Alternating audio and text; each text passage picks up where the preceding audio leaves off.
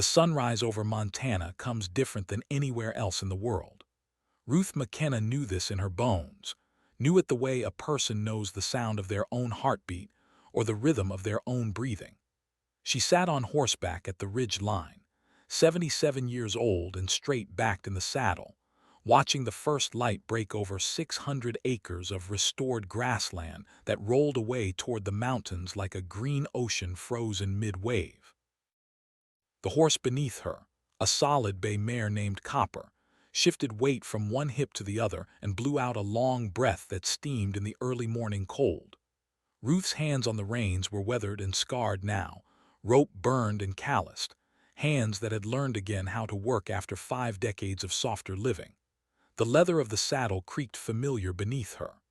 The wind carried the smell of sage and pine, and the particular sweetness of mountain water running over clean stone. Below her, 52 heritage cattle grazed in pastures that 18 months ago had been nothing but weeds and broken fence, and the bones of something her family had called worthless. The animals moved slow and peaceful through grass that came up to their bellies, their ancient bloodlines carrying genetics the world had declared extinct 40 years ago. The big Highland Galloway bull stood apart from the herd like always, 2,000 pounds of muscle and horn and patient dignity, his rust and black coat catching the light like old copper. The main house stood solid in the valley, smoke rising from the chimney in a straight line that said the day would be clear and cold. New barns gleamed red in the early light, their paint still fresh enough to smell like possibility. Fences ran straight and true across rolling land, wire-tight and posts plumb, the kind of work that spoke of pride and purpose. A truck was parked by the equipment shed. Lights were on in the kitchen. Coffee would be brewing. People would be gathering for the morning work. Everything the eye could see spoke of hard work and harder choices, of a 75-year-old woman who'd been thrown away like garbage and decided to become something the world couldn't ignore. A woman who'd taken land her own son called worthless and turned it into an operation worth $3 million. A woman who'd saved genetics that scientists thought lost forever. A woman who'd proved that being old didn't mean being finished, that being discarded didn't mean being destroyed. But that victory lived 18 months in the future. To understand how Ruth McKenna built an empire from abandonment, you have to go back to the beginning, back to Denver, back to a different kind of morning in a different kind of house, back to the day her only son told her she was no longer welcome in the home she'd helped him buy with the last dollars of her life savings. Ruth had been living in her son's house for 5 years when that Sunday morning came. 5 years of slowly shrinking space and growing invisibility. 5 years of watching herself become furniture, the kind people stop noticing until they want to rearrange the room to make space for something newer and more important. She'd moved in 3 months after her husband died, when the grief was still sharp enough to cut, and the silence of her own home felt like drowning in deep water with no surface in sight.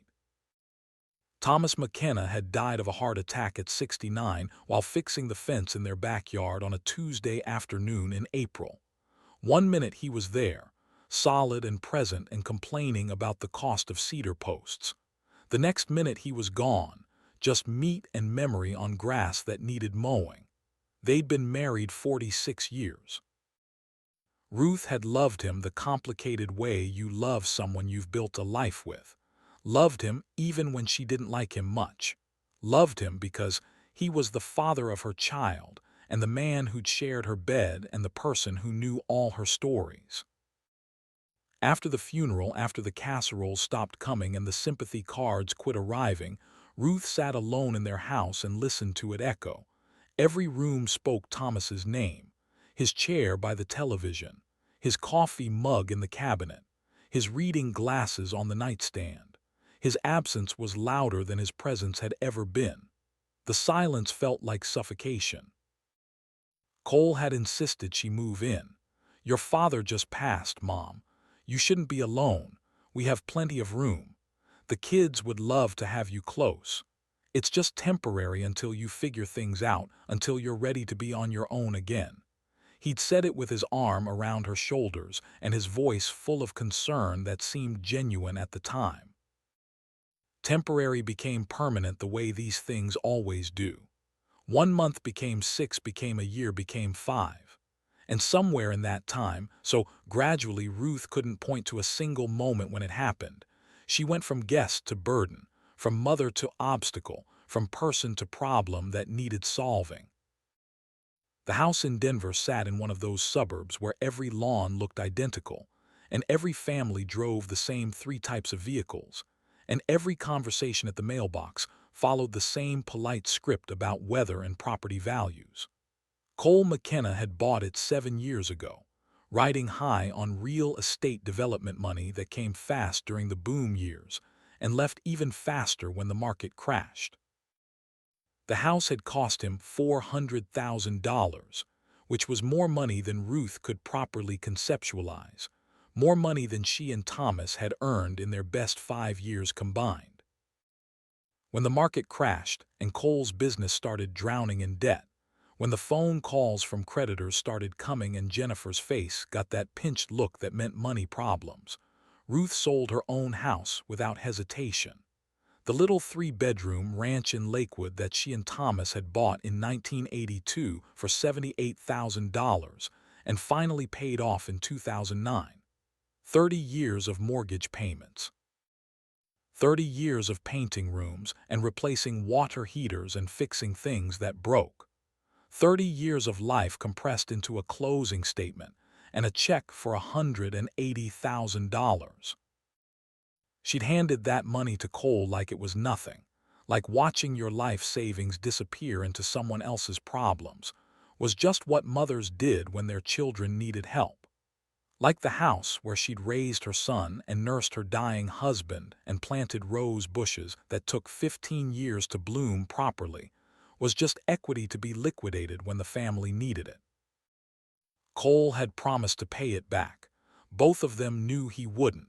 Neither mentioned it again after the papers were signed and the money transferred. The house had 4 bedrooms when Ruth moved in. Within 2 years, her space had contracted to the smallest room, the one that used to be the guest room, barely big enough for a twin bed and a dresser, and one narrow window that looked out at the neighbor's fence. Her belongings were gradually donated to Goodwill or thrown away, deemed old-fashioned or unnecessary by her daughter-in-law Jennifer, who had opinions about clutter and modern aesthetics and the importance of clean lines. The Afghans Ruth's own mother had crocheted in the 1970s, each one representing a winter of patient work, colors chosen carefully to match rooms that no longer existed. Gone. Donated to strangers who wouldn't know that the blue one had been made during the winter Ruth was pregnant with Cole, that her mother had sat in a chair by the window every evening working the yarn while talking about being a grandmother. The photo albums from when Cole was young, pictures of birthday parties and school plays, and the trip to Yellowstone when Cole was 8 and insisted he could outrun a buffalo. Gone. Scanned by Jennifer into digital files that lived on a computer no one ever looked at. The physical albums tossed because who needs paper when you have pixels? The cooking pots Ruth had used for 40 years, heavy cast iron and copper-bottomed stainless that held heat properly and cooked food the way it was meant to be cooked. Gone. Replaced by Jennifer's matching non-stick set in fashionable colors that looked pretty hanging from a rack but scrambled eggs unevenly and warped if you looked at them wrong. All of it gone, disappeared piece by piece, replaced by Jennifer's taste for minimalist decor and empty surfaces and rooms that looked like magazine spreads instead of places where people actually lived. Ruth learned to make herself small. She woke at 5:30 every morning, earlier than anyone else, moving quiet through the dim house like a ghost who didn't want to disturb the living. She made coffee she'd drink alone at the kitchen table, watching the sunrise through windows that Jennifer insisted stay bare, because curtains were dated and blocked the view of the identical houses across the street. She went to bed by 8:30, before the family even thought about sleeping, retreating to her small room and closing the door softly and lying awake in the dark listening to the house creak and settle around her. She existed in the margins of other people's schedules, filling gaps no one wanted filled, offering help no one needed, speaking words no one heard. She cooked meals no one asked for. Pot roast on Sundays, chicken and dumplings on Wednesdays, the foods she'd raised Cole on, foods he used to request for his birthday. Now he'd glance at the table, thank her absently, and order Thai food because Jennifer was doing keto this month or paleo or whatever the current diet trend required. The food Ruth cooked would sit in Tupperware in the refrigerator until it went bad and got thrown away. She cleaned rooms that didn't need cleaning, dusting surfaces that were already spotless, vacuuming carpets that showed no footprints. She folded laundry that wasn't hers, organized closets no one asked her to touch, washed windows that no one noticed were dirty. She stayed busy because being busy felt like being useful, and feeling useful felt like having a reason to take up space and breathe air and continue existing. She offered to help with her grandchildren, 16-year-old Brandon and 14-year-old Kaylee, children she'd held as babies but barely knew as teenagers. Could I pick them up from school? Could I help with homework? Could I take them to soccer practice? The offers were met with polite declines that got less polite as time went on. Jennifer had reasons that sounded reasonable. They're used to their routine, Ruth. We don't want to confuse them. They have their own friends to carpool with. The school has very specific pickup procedures and you're not on the approved list. The homework is beyond what you'd remember from your teaching days. It's Common Core now, very different. And with that smile, that patient smile that somehow made Ruth feel stupid for offering. So Ruth watched her grandchildren from a distance, saw them at breakfast if they came downstairs early enough, saw them at dinner if they weren't at a friend's house or practice or study group. They were polite in the way teenagers are polite to their parents' elderly friends. Brief greetings in hallways, minimal eye contact, conversations that ended as soon as politeness allowed an exit. Brandon talked about coding and computer science and universities Ruth had never heard of. Kaylee talked about dance team and AP classes and summer programs in places Ruth couldn't afford to visit. They were good kids, probably, though Ruth barely knew them well enough to judge. They'd been taught to avoid her, taught with Jennifer's patient smile and Cole's distracted absence, taught that old people were embarrassing, that poverty was shameful, that Grandma Ruth was both and therefore best minimized. 5 years of this. 5 years of watching her edges blur, her voice quiet, her presence shrink. 5 years of standing in doorways unsure if she should enter. 5 years of starting sentences and trailing off when she realized no one was listening. 5 years of feeling herself become transparent, become background, become the human equivalent of furniture that didn't quite match the decor. 5 years of wondering if this was all there was left. A corner room in someone else's house. A life measured in don't forget to take your pills, and do you need anything from the store and will be gone this weekend. There's leftovers in the fridge. A slow fade into complete invisibility, waiting for death with good manners and minimal inconvenience to others.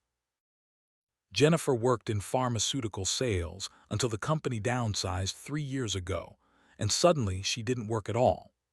After that, she worked at being busy, at maintaining the appearance of a life that required a home office and important phone calls and business casual clothing, even though the only business she conducted was scrolling through job listings she never applied for and networking lunches that led nowhere. She'd been pretty once in a sharp, ambitious way. Still was pretty if you didn't look too close at the tension in her jaw or the calculations in her eyes. She dressed like money even when there wasn't any, wore brands that announced status, drove a leased BMW that cost more per month than Ruth's pension check.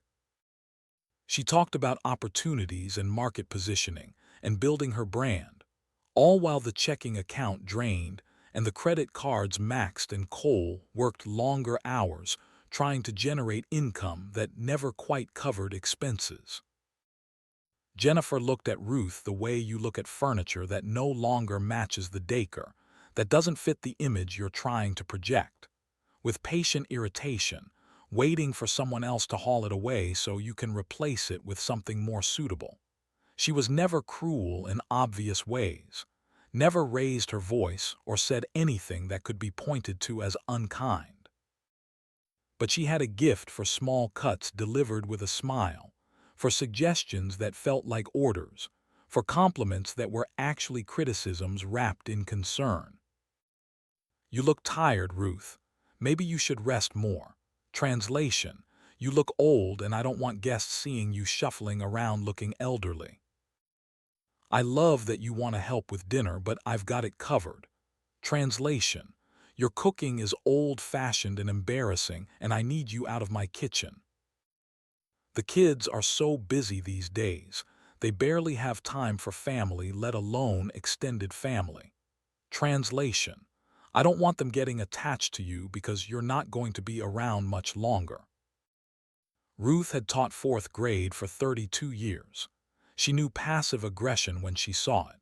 She just didn't know how to fight it without looking crazy or difficult or like the problem everyone already believed her to be. Cole had changed in ways Ruth couldn't quite track, couldn't quite name, couldn't point to a single moment and say this is when you became a stranger. The boy who'd cried when his father left at 12, who'd clung to Ruth in the kitchen and promised through hiccuping sobs that he'd take care of her when he grew up, that he'd never leave her alone like Dad did, that they'd always be together. That boy had transformed into a man who saw people as numbers on a balance sheet and relationships as transactions with expected returns. He'd been a sweet child, sensitive, artistic.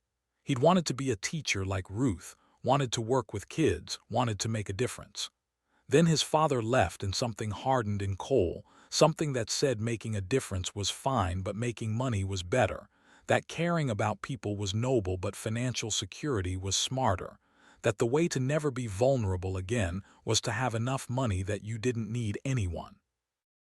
He'd gone into business instead of education, real estate development, started making money hand over fist during the boom years, married Jennifer who pushed him to make more, spend more, be more. Lost the softness he'd had as a boy and replaced it with sharp edges and quarterly projections and an obsession with net worth. Now his business was failing again, hemorrhaging money in ways he wouldn't discuss, but Ruth could see in the tension of his shoulders and the clench of his jaw and the way he stared at his laptop screen late into the night like it held answers he couldn't find. The arguments with Jennifer rattled through the walls, hissed conversations about money and status, and what will people think, and I didn't sign up for this. He barely looked at Ruth anymore. When he did, his eyes slid past her like she was already gone, already buried, already erased from the family ledger. He'd stopped calling her mom except when he needed something or remembered he was supposed to pretend to care. Stopped asking how she was feeling or if she needed anything or if she was happy here. Stopped seeing her as his mother and started seeing her as an expense, a liability, a problem that would eventually need solving. The grandchildren were 16 and 14 now. Good kids probably, though Ruth barely knew them. They'd been taught to avoid her with a politeness that felt worse than cruelty. Brief hellos in the hallway, awkward silences at the dinner table, eye contact that slid away like oil on water. Ruth understood. Children learned what their parents taught them, and Jennifer had taught them that old people were embarrassing, that poverty was shameful, that Ruth McKenna was both. 5 years of this. 5 years of feeling her edges blur, her voice quiet, her presence shrink. 5 years of wondering if this was all there was left. A corner room in someone else's house, waiting for death with good manners. Then came the Sunday morning that changed everything. Ruth was up at dawn like always, moving quiet through the kitchen, making coffee she'd drink alone. The house still slept around her. These early hours were hers, the only time she felt like she could breathe at full capacity. She sat at the kitchen table with her coffee and watched the sunrise through windows that Jennifer insisted stay bare because curtains were dated. She heard them before she saw them. Cole and Jennifer coming down the stairs together, already dressed though it wasn't yet 7. They moved with purpose, with the rehearsed coordination of people who'd planned what came next. Ruth felt her stomach tighten. She knew that walk. She'd seen it in the principal's office when Cole was young and in trouble. The walk of people delivering bad news they'd already decided you'd accept. They sat down across from her at the kitchen table. Cole had papers in his hand. Jennifer had her phone. Both wore expressions of concern that didn't reach their eyes. "Mom, we need to talk about your living situation." Cole's voice was gentle, reasonable, the kind of tone you'd use with a confused elderly person who might not understand what was good for them. Ruth set down her coffee and folded her hands in her lap and waited. "Jennifer and I have been discussing our space needs. I'm expanding the business and I need a dedicated home office. A real one, not just a corner of the bedroom.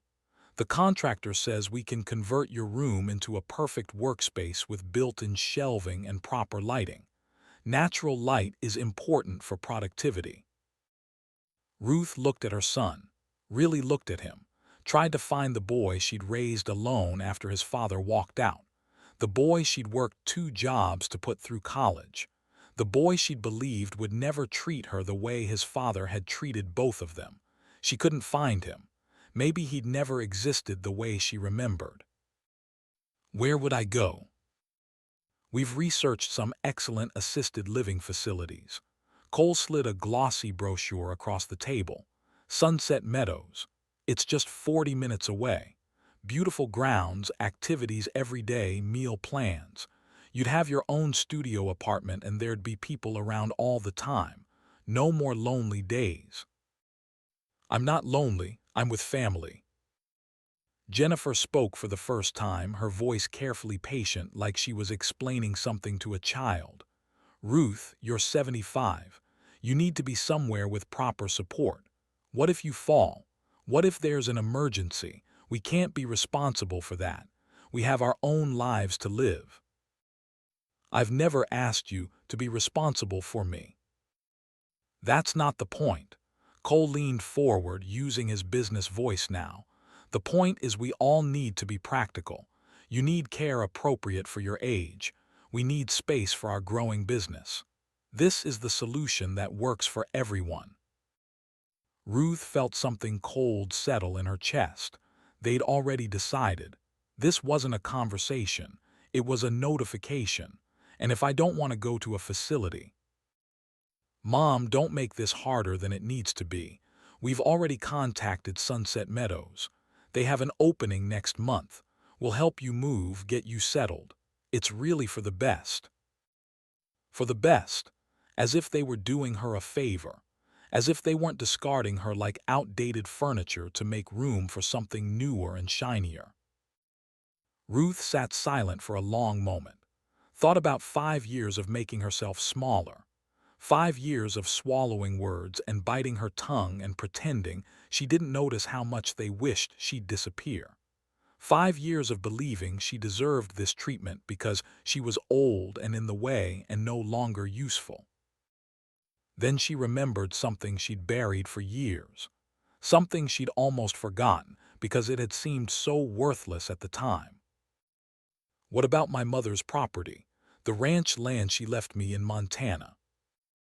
Cole and Jennifer exchanged glances, a look that said they'd anticipated this and prepared their response. "That old place, Mom, it's worthless. 600 acres of nothing in the middle of nowhere, falling down buildings. No services, no neighbors. We couldn't even give it away when Grandma died. The property taxes aren't worth paying." Ruth had attended her mother's funeral 6 years ago.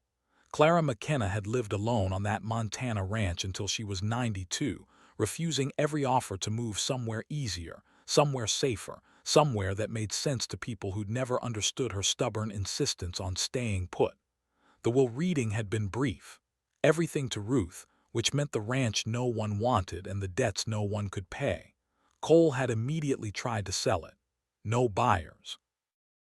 The property sat remote and run down, valuable only for the taxes it generated, which Cole paid annually and resented annually. But it's still in my name. Technically, yes, but Mom, you can't seriously be considering it. There's no electricity, no running water, no services. The house is probably falling apart. You can't live there. Then I'll fix it. I'll manage. It's mine and that's where I want to be. Cole threw up his hands in frustration. This is exactly why you need supervised care. You're not thinking clearly. A 75-year-old woman alone in a ruined ranch house hours from the nearest hospital. That's not independence. That's suicide. It's my choice. No, actually, it's not. Cole's voice turned hard. We're your family. We're trying to help you. If you won't accept help, we'll have to consider other options. Legal options for guardianship if necessary. The threat hung in the air. Ruth looked at her son and saw a stranger. Saw a man who'd learned from his absent father after all. Learned that people were disposable when they became inconvenient.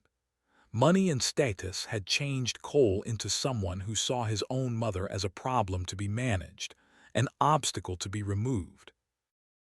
Ruth stood slowly. Her knees protested, but she didn't let it show. I'll be out by the end of the week. I'm going to my mother's property. You don't need to help. You don't need to visit. Consider your obligation fulfilled. Mom, don't be dramatic. I'm not being dramatic, Cole. I'm being clear. You want me gone, I'm gone. But I'll go where I choose, not where it's convenient for you. She walked out of the kitchen with as much dignity as she could manage, climbed the stairs to the small room that had been her prison for 5 years, and started packing.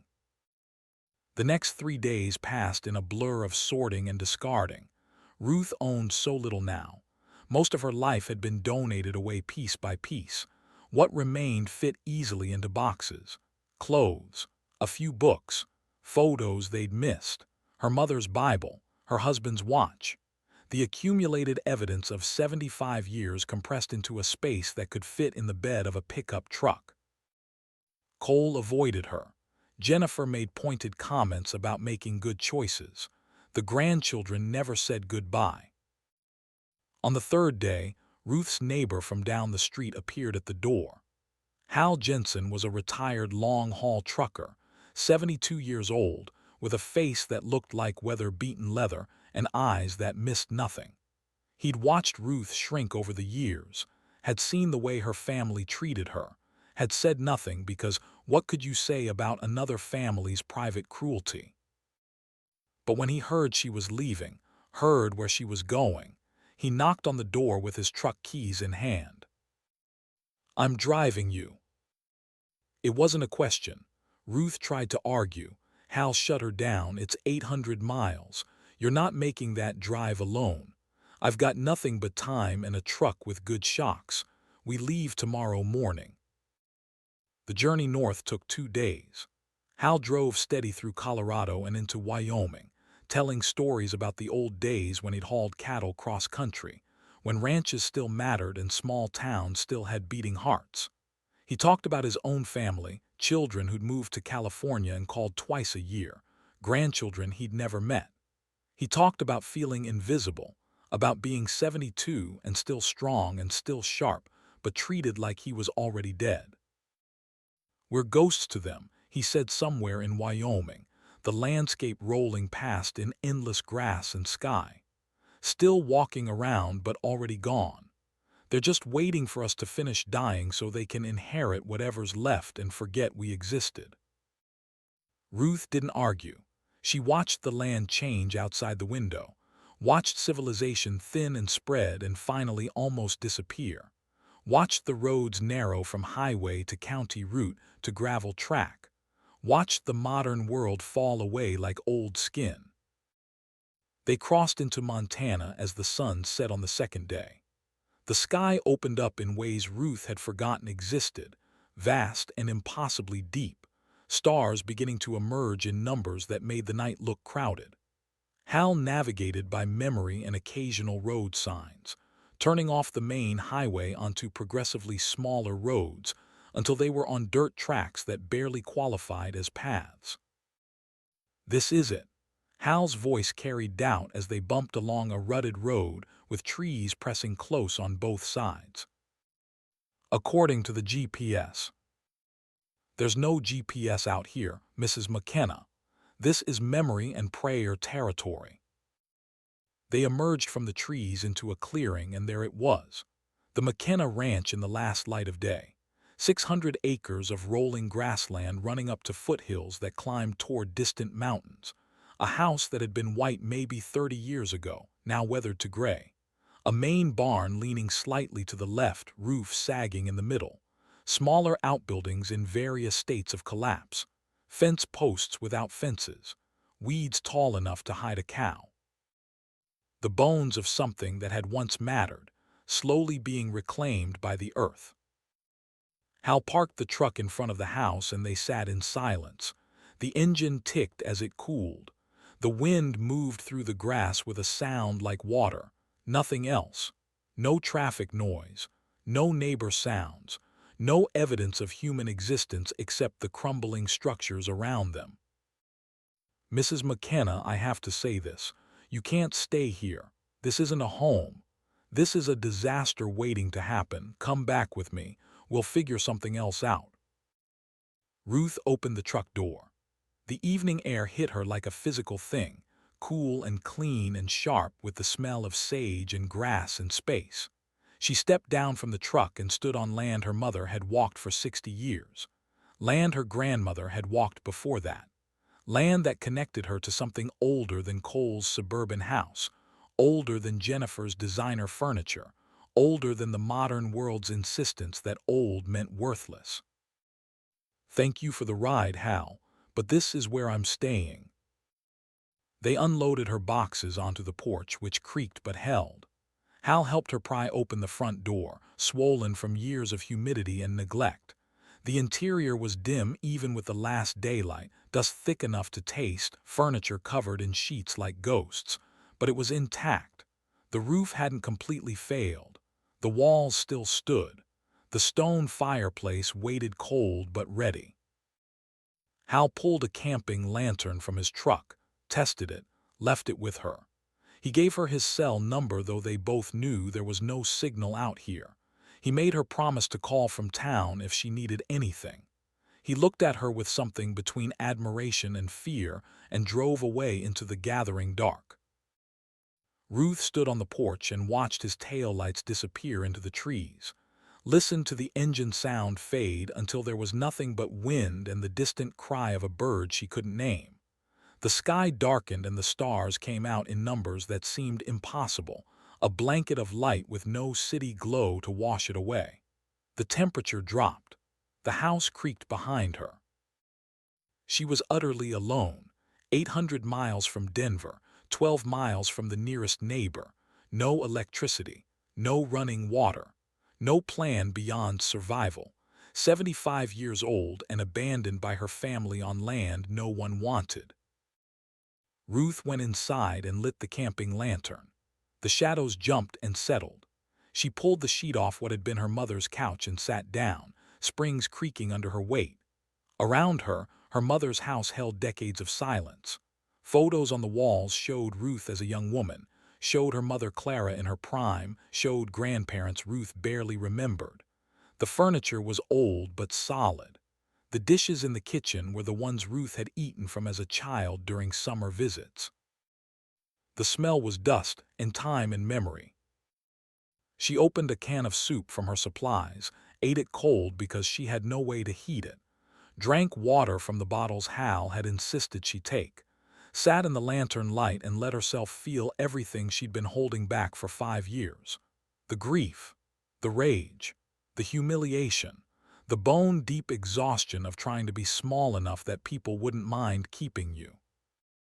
She cried, hard, ugly crying that she'd never allowed herself in Cole's house because showing pain meant being weak, and being weak meant being sent away. But she was already sent away, so she cried like she was trying to empty herself of every moment she'd swallowed her voice and accepted her diminishment. And when the crying finally stopped, when she'd wrung herself dry, Ruth felt something unexpected rising in the empty space. Relief. For the first time in 5 years, she could breathe all the way down, could make noise without worrying someone would hear, could take up space without apologizing, could exist at full volume without shrinking herself to fit someone else's comfort. She was alone. She was 75. She was 800 miles from anyone who cared if she lived or died. She had a ruined ranch and no money and no plan. But she was free. Ruth spread her sleeping bag on her mother's couch and lay down. The house settled around her with creaks and sighs. An owl called somewhere close by. The wind rattled something loose on the roof. The darkness was absolute, the kind of dark that only existed far from cities, and the stars through the window were so bright they cast shadows. She thought about Cole and Jennifer in their perfect house with their perfect plans. Thought about the grandchildren who barely knew her. Thought about 5 years of slowly disappearing. Thought about the assisted living facility brochure with its cheerful photos of elderly people pretending to enjoy organized activities. Then she thought about her mother, Clara McKenna, who'd run this ranch alone for decades after her husband died, who'd refused to leave even when it got hard, who died in the bedroom upstairs rather than accept that being old meant being done. Ruth fell asleep thinking about her mother's hands, rope-scarred and capable, able to birth a calf or fix a fence or comfort a crying child with equal skill. Fell asleep wondering if she had any of that strength left in her own aging body. Fell asleep hoping she did, because she was going to need every bit of it. The morning came early, announced by birds that sounded impossibly loud after years of city living. Ruth woke stiff and sore. Sleeping on a couch at 75 was different from sleeping on a couch at 25. Everything hurt in ways she'd have to learn to ignore. She stood slowly, joints protesting, walked through the house in morning light that showed every crack and water stain and failure of maintenance, but it also showed the bones of something good. Solid construction, real wood, stone and craftsmanship from an era when people built things to last. The kitchen still had her mother's dishes in the cupboards. The bathroom had an old claw-foot tub but no running water. The bedrooms upstairs held furniture under sheets, untouched since her mother's death. Everything covered in dust but preserved, like the house had been waiting for someone to wake it up. Ruth spent the morning doing basic inventory. What worked? What was broken? What could be fixed?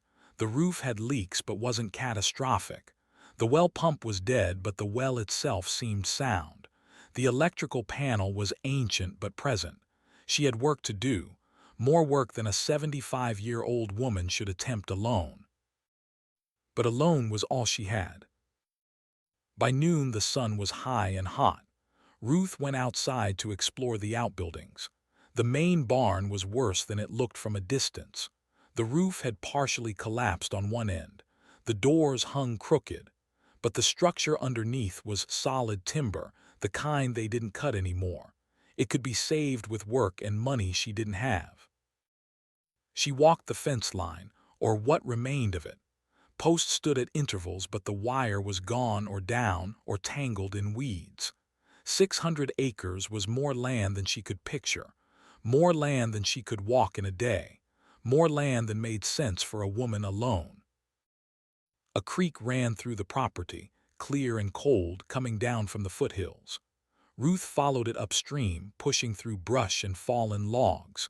The land rose gradually, trees thickening, the sound of running water growing louder. She climbed for 20 minutes, her breath coming hard, her legs burning.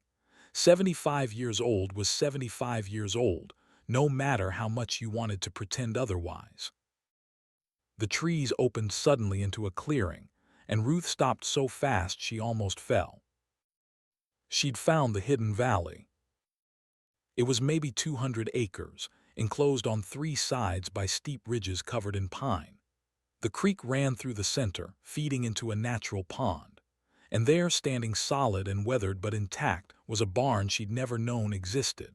A large barn, bigger than the one by the house, with good roof and straight walls. Fence posts with actual fence still attached, creating pastures. Automatic waterers connected to the spring, still trickling water into concrete troughs. And in the largest pasture, watching her with calm, patient eyes, were 12 cattle. Ruth's heart stopped, started again, stopped. Cattle, 12 of them. Living, breathing, impossible cattle on land that had been abandoned for 6 years. How had they survived? How had no one known they were here? How were they even real? She walked closer, slow and careful. The cattle didn't spook. They watched her with the calm of animals accustomed to humans. Ruth could see them clearly now in the midday sun, and what she saw made her breath catch. These weren't normal cattle. Even she could see that, and it had been 50 years since she'd worked around livestock. They were massive, some of them, with strange colors and builds she'd never seen. One bull stood apart from the rest, easily 2,000 pounds of muscle and horn, colored in patches of black and rust that looked ancient. The cows came in colors from pure white to rust red to mottled gray. The calves, 4 of them, looked healthy and strong. Ruth approached the fence. The big bull turned to face her, not threatening, just assessing. She could see an ear tag, yellow and weathered. She squinted, trying to read it.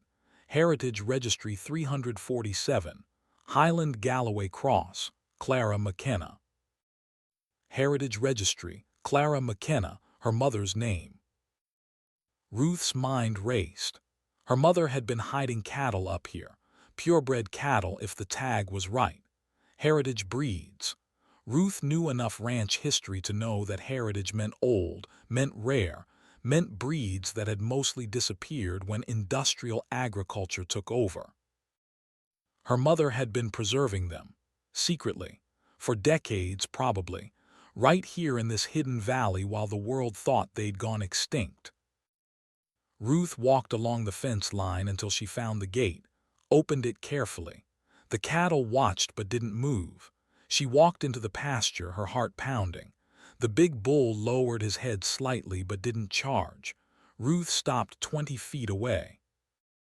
"Hello," she said to the massive animal. "Hello, grandfather, that's what you are, aren't you? An ancient thing, a living fossil." The bull's breath steamed in the cooling air.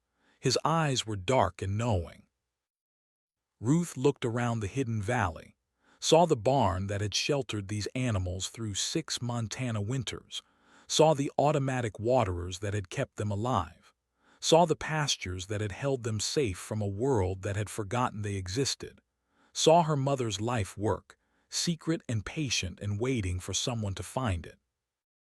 She thought about Cole saying the property was worthless, thought about Jennifer's eagerness to be rid of her, thought about the assisted living brochure and the small room and the slow death of purpose. Then she thought about 12 impossible cattle carrying genetics the world had declared dead.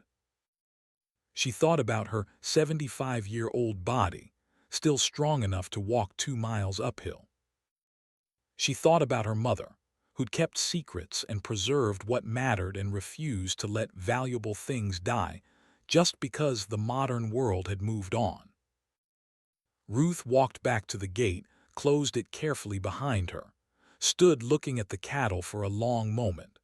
Then she walked back down to the main house, her mind already racing with impossible plans. The property wasn't worthless. The cattle weren't ordinary. Her mother's legacy wasn't forgotten. And Ruth McKenna, thrown away at 75 and left for dead in the Montana wilderness, had just found something worth fighting for. something worth living for, something worth proving her son had been wrong about everything. She sat on the porch as the sun set over the hidden valley somewhere above her. Tomorrow she'd figure out what to do. Tomorrow she'd start making plans. Tomorrow she'd begin the work of bringing her mother's secret into the light. But tonight she sat in the peace of knowing that she'd been right to come here, right to refuse the easy ending, right to believe that even at 75, even abandoned and alone, she still had value, still had purpose. The cattle proved it. 12 living, breathing pieces of evidence that old things could still matter. That preservation was worth the work. That what the world called extinct could come back to life if someone cared enough to fight for it. Ruth went inside and ate another can of cold soup, lit the camping lantern, lay down on her mother's couch for the second night. And for the first time in 5 years, she fell asleep smiling. Ruth woke on her second morning in Montana with every muscle in her body screaming protests that couldn't be ignored. The couch that had seemed adequate the night before, that had felt almost comfortable in the darkness and exhaustion, now revealed itself to be exactly what it was: a torture device disguised as furniture. Springs that had given up their springs sometime during the Reagan administration, poked through fabric worn thin by decades of use. The cushions had compressed to nothing, offering about as much support as sleeping on a pile of rocks wrapped in old newspaper. Her neck had a crick that sent lightning bolts of pain down her spine when she tried to turn her head. Sharp, electric pain that made her gasp and freeze, waiting for it to subside to merely agonizing. Her hips ached with the deep bone ache that came from sleeping on a surface too hard for joints that had accumulated 75 years of wear. Her knees felt like someone had replaced the cartilage with broken glass and rusty metal, grinding together when she tried to bend them. Sleeping on furniture at 75 was categorically, fundamentally, painfully different from sleeping on furniture at any other age. At 25, you could sleep on a bare floor and wake up ready to run a marathon. At 50, you needed a decent mattress but could still manage a night on the couch. At 75, your body kept a ledger of every sleeping surface transgression and presented the bill in full the next morning, with interest compounded daily. She sat up slowly, incrementally, moving like old people move when they think no one is watching, careful and tentative and aware of how many things could go wrong with a body that had started betraying its owner in small ways years ago and was now considering outright rebellion. First the neck, tilting it carefully to find an angle that didn't send shooting pains. Then the shoulders, rolling them to get blood flowing. Then the hips, shifting weight side to side. Then finally, the act of standing, which required both hands pushing off the couch and a moment of silent prayer that her knees would lock into place instead of giving out. The house was cold, temperature having dropped overnight to somewhere south of comfortable and north of hypothermia. Her breath misted in the air. The sleeping bag she'd used as a blanket had provided minimal warmth. She'd slept in her clothes, in her coat, and still woken up cold enough that her joints had stiffened like cement. Morning light came through dirty windows in shafts thick enough to see, showing every mote of dust floating in the still air. The dust moved slow and lazy, disturbed only by Ruth's breathing, dancing in sunlight that looked solid enough to touch. Outside, birds were conducting their dawn chorus at a volume that seemed designed specifically to punish anyone foolish enough to think they could sleep past sunrise. Robins and jays and what sounded like a crow having an argument with itself, all competing to be loudest, all succeeding. Ruth stood, joints popping in sequence like bubble wrap being stepped on. She'd brought instant coffee in her supplies and boiled water on her camping stove, drinking it black because she'd forgotten to pack creamer. The coffee tasted like hot bitterness, but the caffeine hit her system like a small electrical current, bringing things online that wanted to stay sleeping. She thought about the 12 cattle in the hidden valley, thought about the impossibility of them, the mystery of their survival, the questions that had kept her awake half the night. Heritage breeds, rare genetics, her grandmother's secret project, animals that shouldn't exist but did. She needed to go back up there, needed to investigate properly in daylight, needed to understand what she'd found, needed to figure out if any of this was real or if her 75-year-old brain was starting to malfunction in ways she hadn't noticed yet. But first she needed to establish basic survival. The house had no running water. The well pump was dead, corroded beyond any hope of simple repair. She had maybe 10 gallons of bottled water left, enough for a few more days if she was careful. The bathroom was useless without water. The kitchen sink mocked her with its dry faucets. She was living like a pioneer in the 21st century, and pioneers generally didn't make it to 75 without modern conveniences. Ruth spent the morning working on immediate problems. She found tools in a shed, rusty but functional, located the wellhead in tall grass behind the house. The pump housing was cracked, the electrical connections corroded to green powder. She had no idea how to fix it, but she knew people who might if she could find a phone signal and remember who to call. The generator Hal had mentioned seeing in the barn turned out to be real, a diesel unit from the 1980s that looked like it might run if someone who knew about such things could convince it. Ruth had never started a generator in her life. She and Thomas had lived in the suburbs. When the power went out, you called the electric company and waited. You didn't troubleshoot ancient machinery held together with rust and hope. By noon, she'd accomplished nothing except confirming how much she didn't know. The house remained without power or water. She remained without a plan beyond survival. The valley remained full of impossible cattle that needed attention she had no idea how to provide. She ate a granola bar and drank warm water from a bottle, and admitted to herself that she was in over her head in ways that might actually kill her. Cole had been right about one thing. A 75-year-old woman alone in a ruined ranch house hours from help was not a sustainable situation. She could probably survive a week, maybe two, before something critical failed or she got hurt or simple exhaustion did what her family had wanted and removed her from their concern. But then she thought about going back, thought about calling Cole and admitting defeat, thought about Sunset Meadows with its activities calendar and its meal plan and its studio apartment where she'd sit and wait to die with organized entertainment, thought about proving everyone right that she was too old, too weak, too foolish to manage alone. The thought made her angry, made her stand up from the porch step where she'd been sitting and walk with purpose toward the trees and the creek and the hidden valley. If she was going to fail, at least she'd fail doing something that mattered. The walk up to the valley seemed longer in daylight, steeper than she remembered. Ruth's breath came hard by the time she reached the clearing. Sweat ran down her back despite the cool air. Her legs shook, but she made it, emerged from the trees into the hidden valley with its impossible barn and its even more impossible cattle.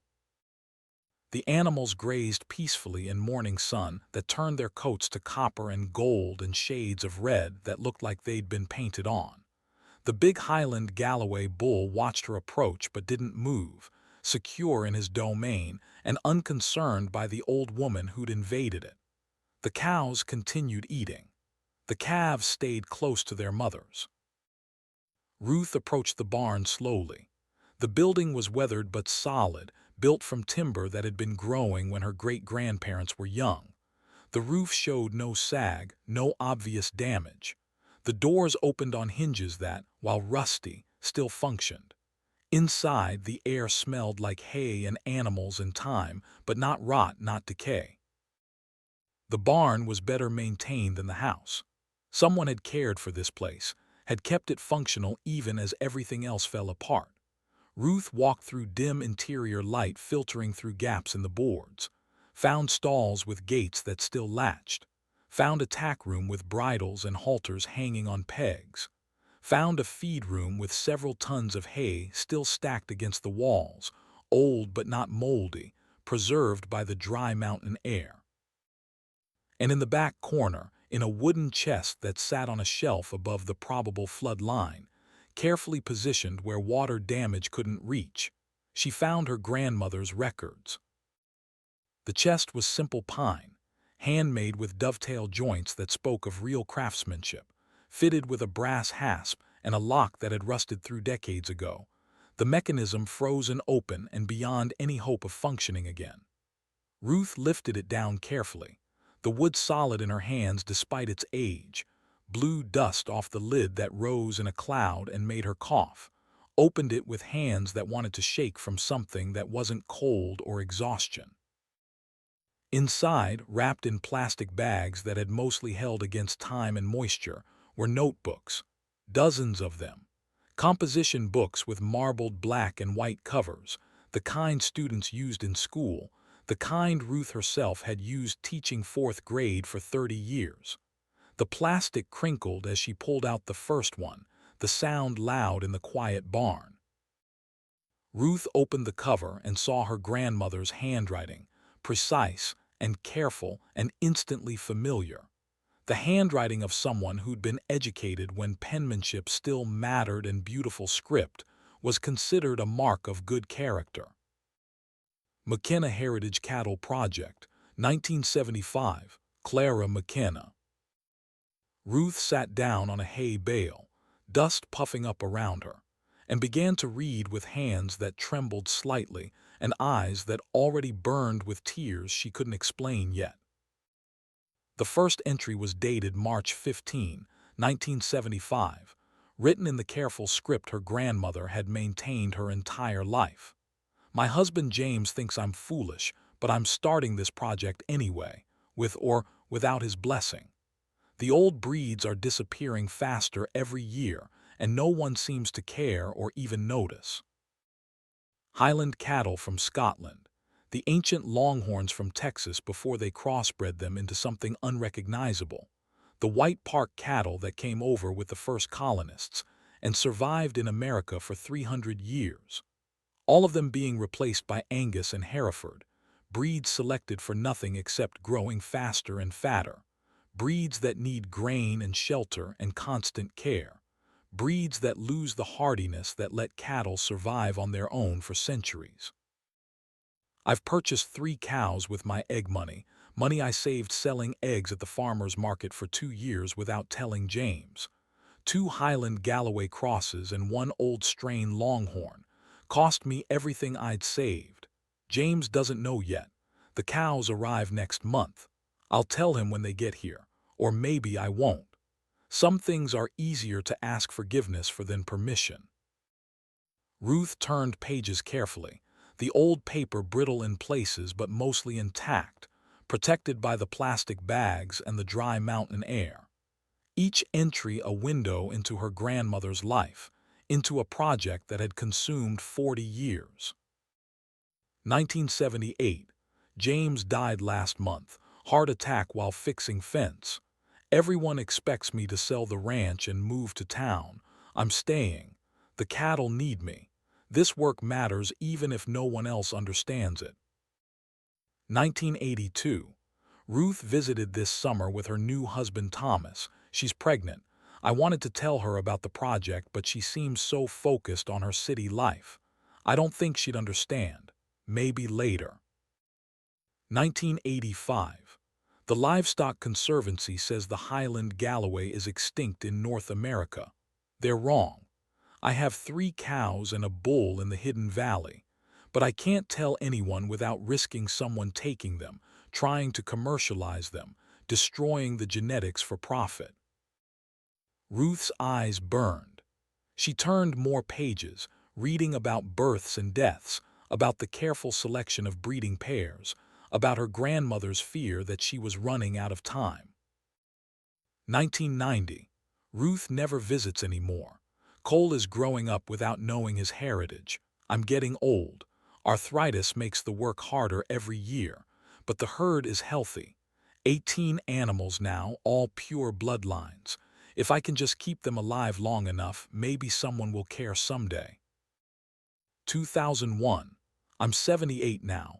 Don't know how many more years I have.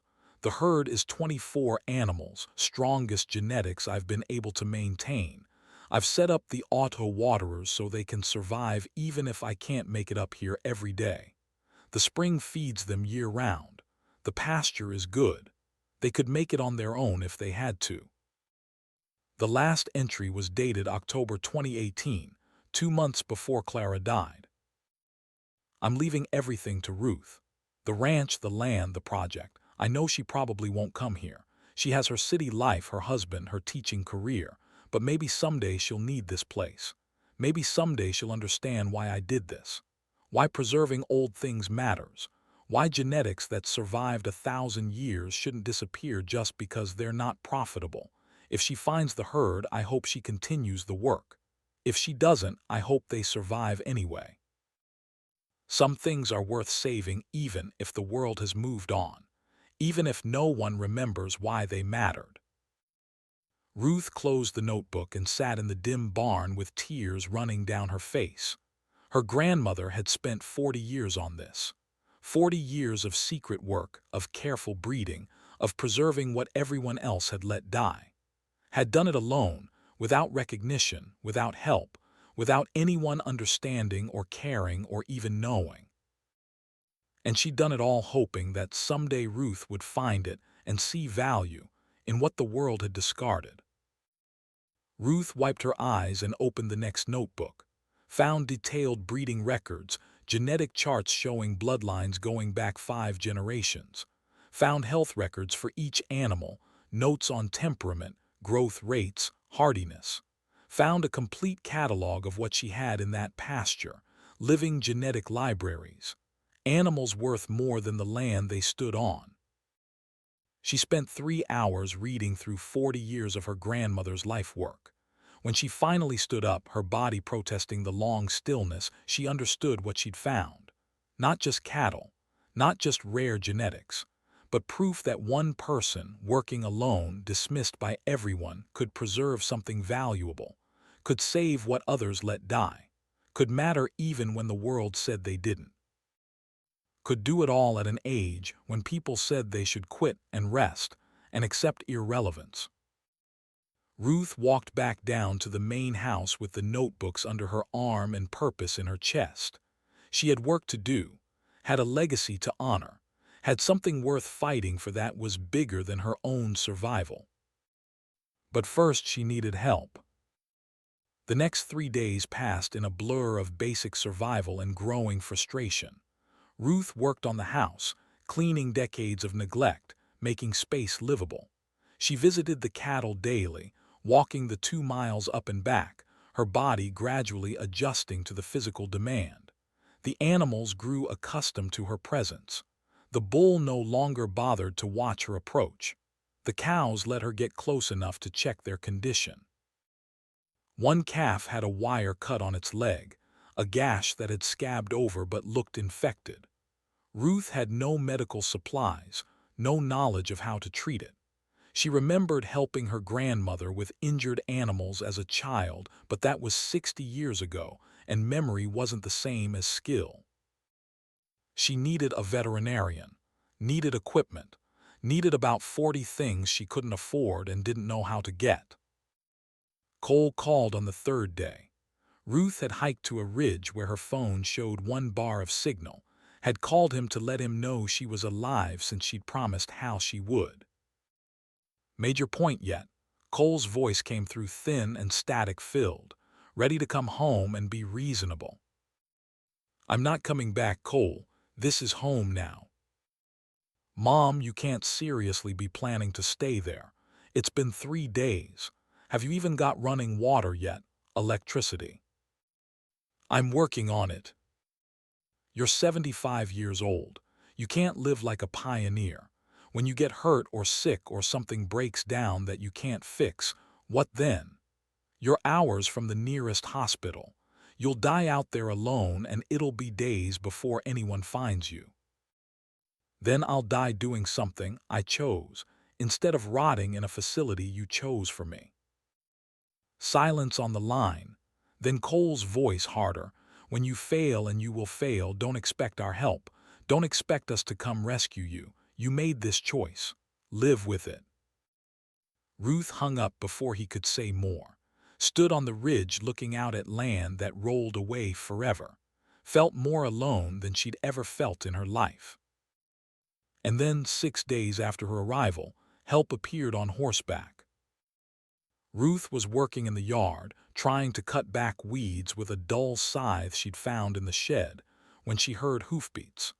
She looked up to see a rider coming down the access road, moving at an easy trot, a man in his 70s on a bay gelding that looked like it could go all day.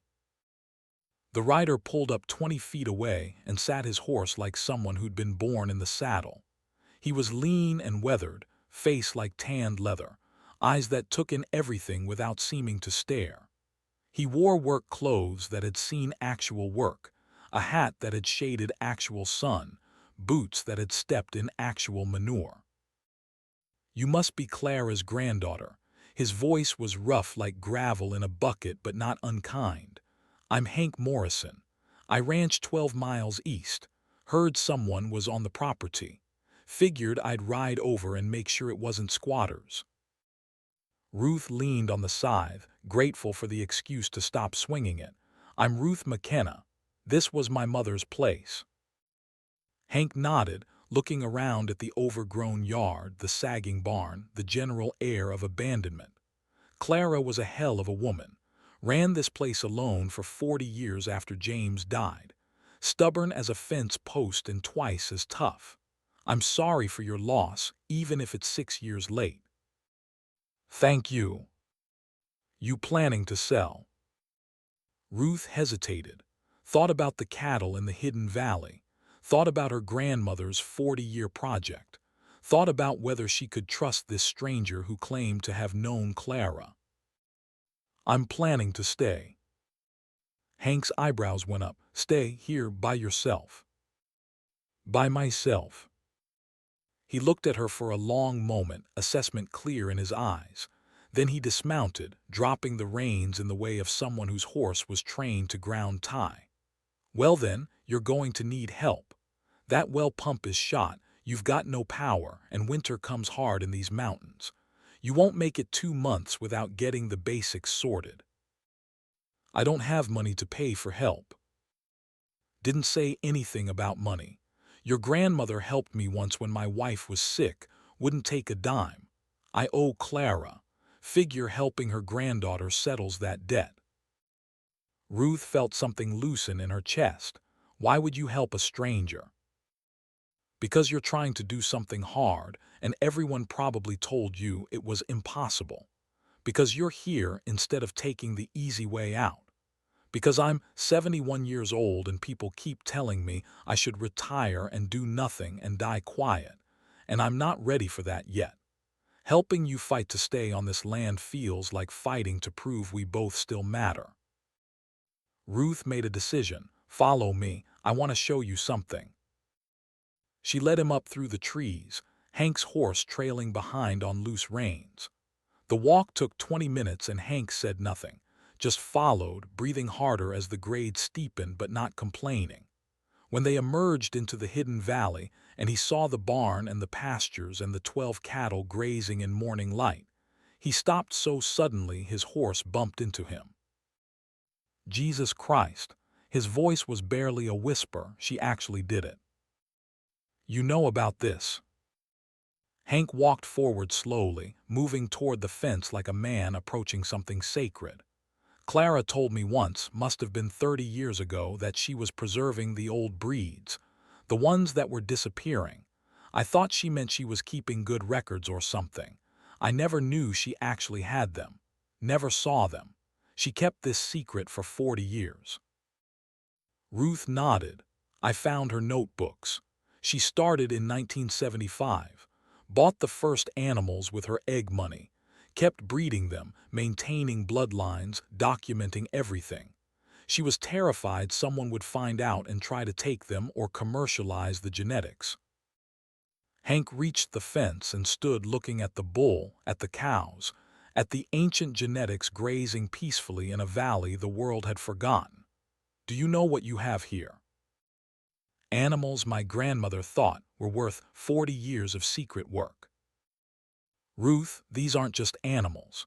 These are heritage breeds, pure genetics from cattle that the agricultural industry declared extinct or useless decades ago. The Highland Galloway, the original Texas Longhorns before they were bred into something else, ancient white park cattle. If these are what I think they are, if the bloodlines are pure, you're looking at genetics worth $50,000 to $100,000 per animal. Ruth felt her knees go weak. That's not possible. It's not only possible, it's conservative. Heritage breed registries pay premium prices for verified pure genetics. Universities want them for research. Breeding programs globally need genetic diversity that doesn't exist anymore. Your grandmother preserved museum pieces, living fossils. If you can prove their bloodlines, if you can get them registered and verified, you're sitting on $1 to $2 million of animals. The number was too big to process. Ruth sat down on the ground, just dropped straight down onto the grass and put her head in her hands. Hank sat down beside her, took off his hat, ran fingers through thin gray hair. Your grandmother was smarter than all of us. She knew what was coming, knew the industry would standardize everything, breed out the hardiness and the genetic diversity in favor of animals that grew faster. She preserved what everyone else threw away. And she did it knowing she'd never see a profit, never get recognition, probably die before anyone understood what she'd accomplished. Ruth looked up at the cattle, thought about her grandmother making this trip every day for 40 years, thought about the careful breeding, the meticulous records, the faith that someday it would matter. What do I do? First, you get these animals officially documented and registered. Blood tests to verify genetics, pedigree verification, registration with heritage breed conservancies. That process takes 6 months minimum. Second, you get this ranch operational. Fix the well, get power, repair fences, prepare for winter. These cattle survived 6 years alone, but they'll do better with proper care. Third, you decide what you want to do with them. Sell breeding stock, keep the herd intact, partner with conservation programs. But all of that requires time and money you probably don't have. I have $38,000 in savings and a pension of $1,600 a month. Hank whistled low. That'll help, but it won't be enough. You need $60,000 minimum just to get operational before winter, plus legal fees for documentation, vet fees for health checks and genetic testing, registration fees. You're looking at $80,000 to $100,000 before you see a dollar of return. I can't get a loan, not at my age. No bank will touch you. They looked at each other in silence. Then Hank stood, offered Ruth his hand, pulled her to her feet. I know someone who might help. Vet named Vera Hoskins. She's retired from practice, but she consults for heritage breed associations. She'd know how to verify these animals, how to get them registered, how to connect you with the right people. And she works for food and the joy of proving everyone wrong about old people being useless. I think you two would get along. Can you call her? I'll do better than that. I'll bring her here tomorrow. Hank remounted his horse, settled into the saddle with the ease of someone who'd been doing it for 70 years. He looked down at Ruth standing in the hidden valley, surrounded by impossible cattle. Your grandmother was my friend, stubborn and secretive and absolutely certain she was right even when everyone said she was crazy. I'm glad her granddaughter takes after her. I'll see you tomorrow, Ruth McKenna. He rode back down through the trees, leaving Ruth alone with the cattle and her grandmother's legacy, and the beginning of something that felt like hope. Vera Hoskins arrived the next afternoon in a truck that had seen better decades, pulling a trailer full of equipment that looked like it belonged in a veterinary teaching hospital. She was 68 years old and built like someone who'd spent a lifetime wrestling large animals into compliance. Gray hair in a braid, hands scarred and capable, eyes that missed nothing. She walked up to the hidden valley without needing directions, Hank having apparently given her detailed information. Stood at the fence looking at the cattle with an expression Ruth couldn't read. Hank says these are purebred heritage breeds. Is he full of shit, or am I looking at something impossible? Ruth handed her the notebooks.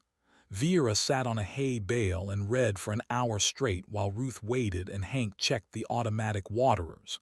When Vera finally looked up, her expression had shifted from skeptical to reverent. Your grandmother was a botanist, a geneticist, and a preservationist before any of those terms were fashionable.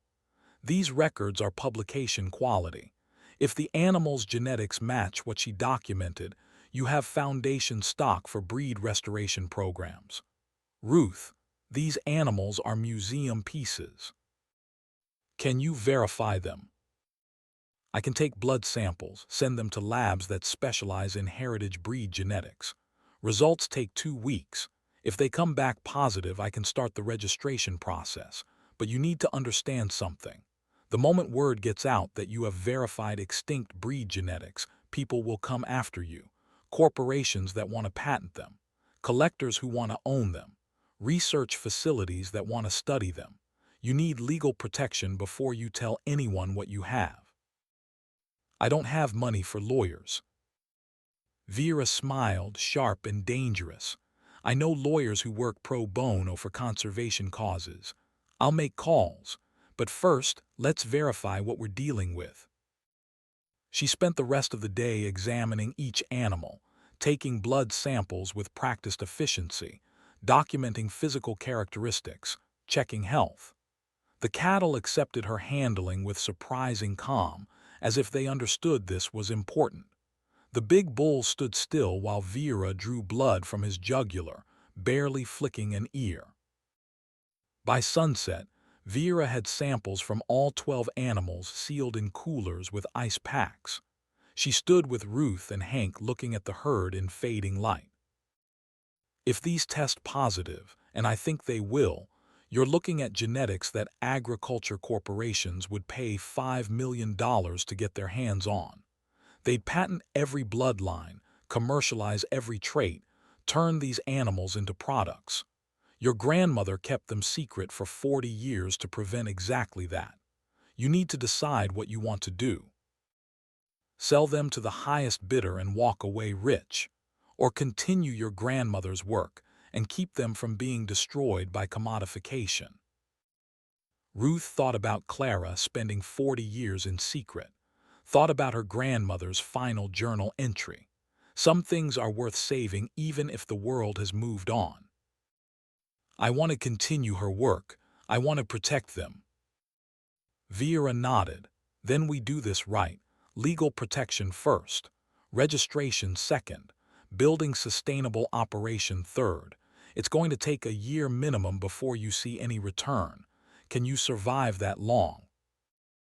I'll find a way. That night, Ruth lay on the couch in the dark house and thought about the future. Thought about the cattle that were worth millions. Thought about her grandmother's 40-year secret. Thought about Cole and Jennifer and the life she'd left behind. Thought about being 75 and starting over with nothing but stubborn determination and the help of strangers who'd become allies. Sleep came slow. Outside, the Montana night was full of sounds she was learning to recognize. Wind in the pines, the creek running over stone, an owl hunting. The comfortable sounds of a land that didn't care if she succeeded or failed, that would continue with or without her, that simply existed in patient permanence. 2 weeks later, Ruth was checking fence in the main pasture when her phone buzzed with an email. She had to hike to the ridge to get signal, stood in mourning, cold reading Vera's message with hands that shook. Ruth, results are back, urgent. Your cattle DNA shows markers from breeds declared extinct in 1977. The Highland Galloway bull has genetics not seen in 50 years. AgriGen Corporation, major agricultural genetics company, has standing offer of $5 million for any verified extinct breed genetics. They'll patent and commercialize everything. You need legal protection immediately before word gets out. Someone will try to take this from you. Call me. Vera. Ruth stood on the ridge with her heart pounding. $5 million. The numbers didn't make sense. Couldn't be real. She read the email 3 more times, same words, same impossible sum. She walked back to the house in a daze. $5 million. She could pay back coal, could restore the ranch, could set up her grandmother's project properly, could prove to everyone that she hadn't been a foolish old woman making a stupid mistake. Or she could lose everything. That night Ruth walked the property perimeter out of restlessness and unease, found things that made her blood run cold. Fresh tire tracks on the access road, multiple sets, cigarette butts by the fence line, American Spirit brand, expensive. Someone had been here. Someone had been watching. She barely slept, kept the camping lantern burning, kept the door locked though the lock was flimsy and anyone determined could kick it open, kept her phone charged though there was no signal from inside the house. Morning came gray and cold. Ruth made instant coffee and was drinking it on the porch when she heard a vehicle coming down the access road. Not Hank's truck, not Vera's rig. Something expensive that didn't belong on a dirt road in the middle of nowhere, Montana. A black Mercedes sedan emerged from the trees, picking its way carefully over ruts and rocks like a nervous cat crossing a stream. It was absurdly out of place on this dirt road, this luxury vehicle that belonged in corporate parking lots and country clubs, not here in the Montana wilderness, where vehicles needed 4-wheel drive and high clearance and a tolerance for abuse. The sedan parked in front of the house, engine ticking as it cooled. A man got out, 50-something, wearing a suit that probably cost $3,000, charcoal gray with subtle pinstripes, tailored to fit perfectly. His shoes were Italian leather, polished to a mirror shine, shoes that had never seen mud or manure or anything more challenging than office carpet. His hair was perfect. His watch was gold. Everything about him screamed money and power, and the absolute certainty that both could buy whatever he wanted. He walked toward the porch with the confident stride of someone used to getting what he wanted, someone who'd learned that most people backed down when faced with corporate authority and expensive lawyers. His smile was practiced, professional, the kind of smile that looked friendly but had no warmth behind it, the smile of a predator trying to look like a friend. Mrs. McKenna. His voice was smooth, educated, the accent of someone from the East Coast who'd learned to soften it just enough to not sound threatening to rural folks. I'm Clayton Porter, Vice President of Business Development for Agri-Gen Corporation. I apologize for dropping by unannounced, but I'd like to discuss a business opportunity regarding some very special cattle you may have acquired recently. Could we perhaps talk inside where it's more comfortable? Ruth set down her coffee cup slowly and stood, her body protesting the movement but her face showing nothing. Thought about her grandmother keeping secrets for 43 years. Thought about genetics worth $5 million that corporations wanted to patent and own. Thought about everything her grandmother had fought to protect. Thought about how the fight for her life's final chapter had just officially begun, right here on this porch, right now. We can talk right here, Mr. Porter. I'm comfortable enough. And I'm not sure what business opportunity you think you have, but this ranch isn't for sale and neither are the cattle. His smile didn't waver, but something cold and calculating moved behind his eyes, a shark behind aquarium glass. Mrs. McKenna, I don't think you fully understand the opportunity I'm offering. Agri-Gen Corporation is the largest agricultural genetics company in North America. We have resources, expertise, connections to research facilities and breeding programs worldwide. Your cattle, if they are what preliminary reports suggest, represent extremely valuable genetic material.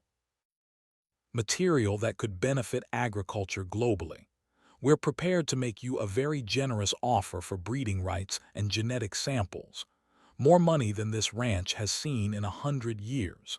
Enough to set you up comfortably for the rest of your life. Perhaps we should discuss this inside where we can review the contract terms in detail. Ruth stayed on the porch, one hand on the post for balance, 75 years old and alone 800 miles from anyone who cared if she lived or died, but not backing down. Not now. Not after everything. Mr. Porter, let me be very clear so there's no misunderstanding. These animals belong to my grandmother. She spent 43 years preserving them specifically to keep them from being commercialized, from being patented, from being turned into corporate property. I'm not interested in your offer. I'm not interested in breeding rights or genetic samples or any kind of partnership with your company. The answer is no. The smile finally faded. Porter looked at the house, the broken barn, the overgrown land, looked at Ruth in her worn clothes and work boots, looked at everything he saw as weakness. You're making a mistake. These animals are valuable, but you can't afford to maintain them. Without corporate backing, they'll die and the genetics will be lost. I'm offering preservation plus financial security, more money than you've seen in your entire life. My grandmother preserved them for 40 years without corporate backing. I'll do the same. Your grandmother is dead, and you're 75 years old playing rancher on land you can't afford to keep. Winter's coming. You have no infrastructure, no help, no way to succeed. Take my offer while it's still available. Ruth looked at this man who thought he could buy anything, threaten anyone, take whatever he wanted because that's how the world worked for people like him. Looked at him and saw coal, saw everyone who'd ever dismissed her as too old to matter. Get off my property, Mr. Porter. Think carefully about this. You can't fight Agri-Gen. We have lawyers, resources, ways of making things difficult for people who won't cooperate. Isolated properties can be dangerous. Accidents happen. Liability issues arise. The threat hung in the cold morning air. Ruth felt fear try to crawl up her spine, pushed it back down. 75 years of life had taught her that backing down from bullies only encouraged them. I said get off my property, now. Porter held her gaze for a long moment. Then he smiled again, colder this time. Your choice, Mrs. McKenna. I'll be in touch. He got back in his Mercedes and drove away, expensive sedan bouncing over ruts, disappearing into the trees. Ruth stood on the porch until the sound of his engine faded completely. Then she went inside and called Vera. We have a problem. I know. Porter showed up. How did you know? Because he always does.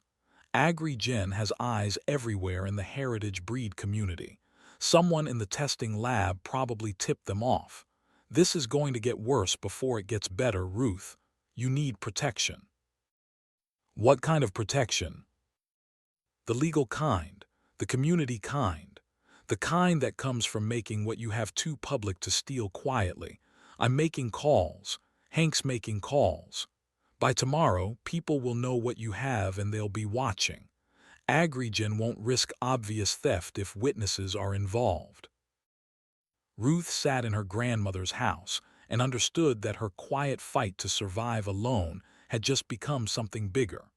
Something that would decide whether one woman could stand against corporate power, whether being old and dismissed and discarded meant you lost automatically, or if you could still win by refusing to quit. Outside, the sun broke through clouds. In the hidden valley, 12 cattle grazed peacefully, unaware they'd just become the center of a war between preservation and profit.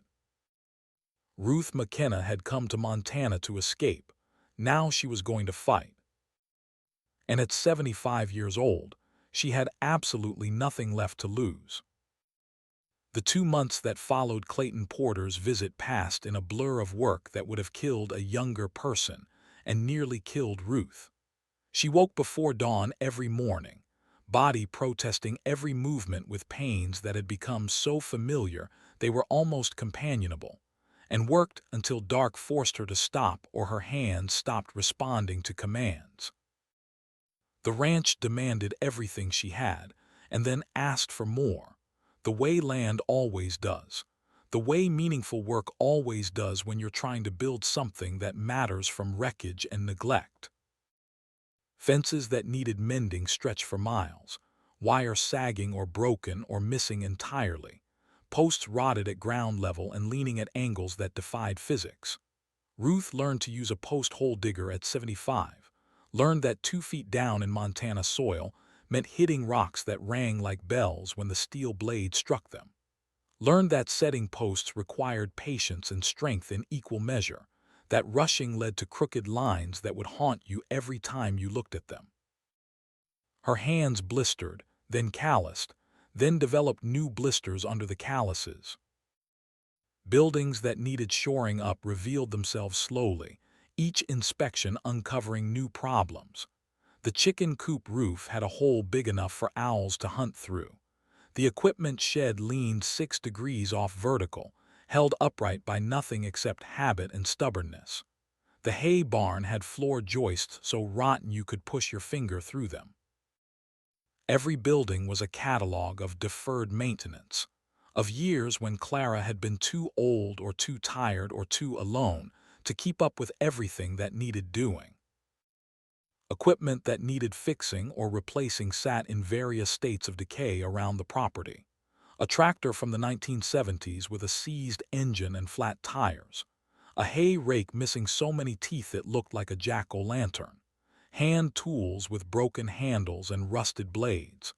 Ruth spent hours in the shed sorting through junk and treasure, finding what could be salvaged and what had to be abandoned. Found Clara's old tool belt, leather cracked but still functional, and wore it while working even though it was too big for her waist. Felt like wearing her grandmother's mantle, like claiming inheritance that mattered more than property lines or legal documents. 1,000 small tasks added up to the difference between survival and failure, between a property that could sustain life and one that would kill anyone foolish enough to try. Fixing the propane line to the stove so she could cook hot food instead of eating from cans. Replacing broken window panes so the house held heat. Cleaning the chimney so the fireplace could be used without smoking her out. Cutting and stacking firewood for a Montana winter that would show no mercy to the unprepared. Every task revealed how little Ruth knew and how much she'd forgotten. She'd grown up on this ranch, had spent summers here until she was 18, but 57 years in the suburbs had erased most of the practical knowledge. She had to relearn everything. How to read weather by watching clouds build over the mountains. How to recognize when animals were sick or injured versus just being ornery. How to manage water in freezing temperatures. How to keep pipes from bursting. How to break ice on troughs without breaking the trough itself. The learning curve was vertical and unforgiving. Mistakes cost time and money she didn't have.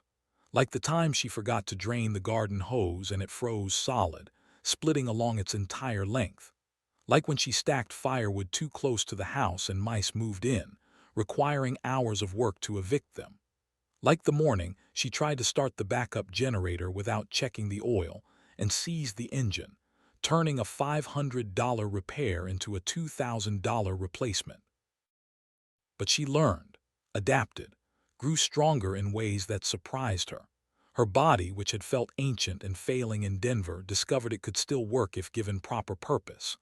Muscles she'd forgotten she had woke up and started functioning. Her wind improved from climbing the 2 miles to the hidden valley every day. Her balance steadied from working on uneven ground. Her hands remembered how to grip tools properly, how to judge tension in wire, how to feel when wood was sound or rotten. She was becoming the woman her grandmother had been, capable, self-reliant, refusing to acknowledge that age meant inability. Vera Hoskins became a fixture on the property, arriving 3 or 4 times a week in her battered truck with tools and knowledge that Ruth desperately needed. She taught Ruth how to check cattle for health issues, how to recognize signs of disease or injury, how to administer medications and supplements, taught her which grasses were good forage and which could cause problems, taught her how to read weather and prepare for storms that could blow in from the mountains with almost no warning. The cattle in the hidden valley thrived under proper care. The calf with the infected wire cut healed after treatment with antibiotics Vera provided. The herd's overall condition improved with supplemental feed and mineral blocks.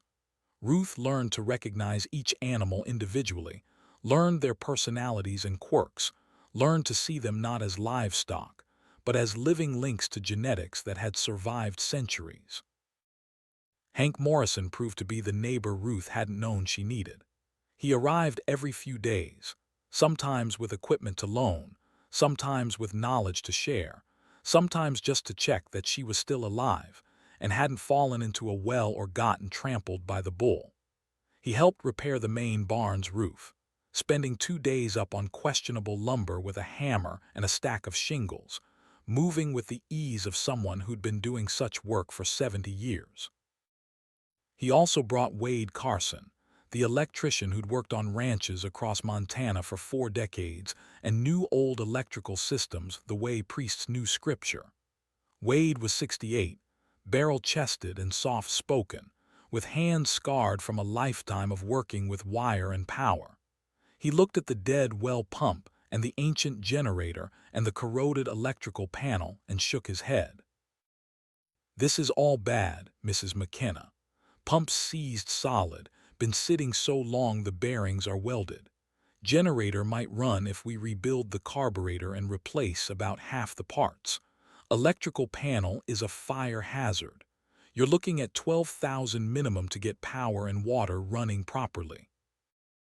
Ruth felt her stomach drop. She had 38,000 in savings, 12,000 for electricity and water. She still needed fencing materials, winter hay, veterinary supplies, legal fees for cattle registration, a dozen other things that would drain her savings to nothing. "Can we do it cheaper, patch it together somehow?" Wade considered, chewing his lip. "I can rebuild the pump myself instead of buying new. Save maybe 3,000. Generator's a lost cause, but I know a guy selling a used diesel unit for $2,000. Panel needs replacing no matter what, that's code and safety. But yeah, I can get you operational for 8,000 if we cut corners, and I do the labor for free." "I can't ask you to work for free." "You're not asking. I'm offering. Hank told me about the cattle, about what your grandmother did. That kind of preservation work matters. Besides, I'm retired and bored out of my skull.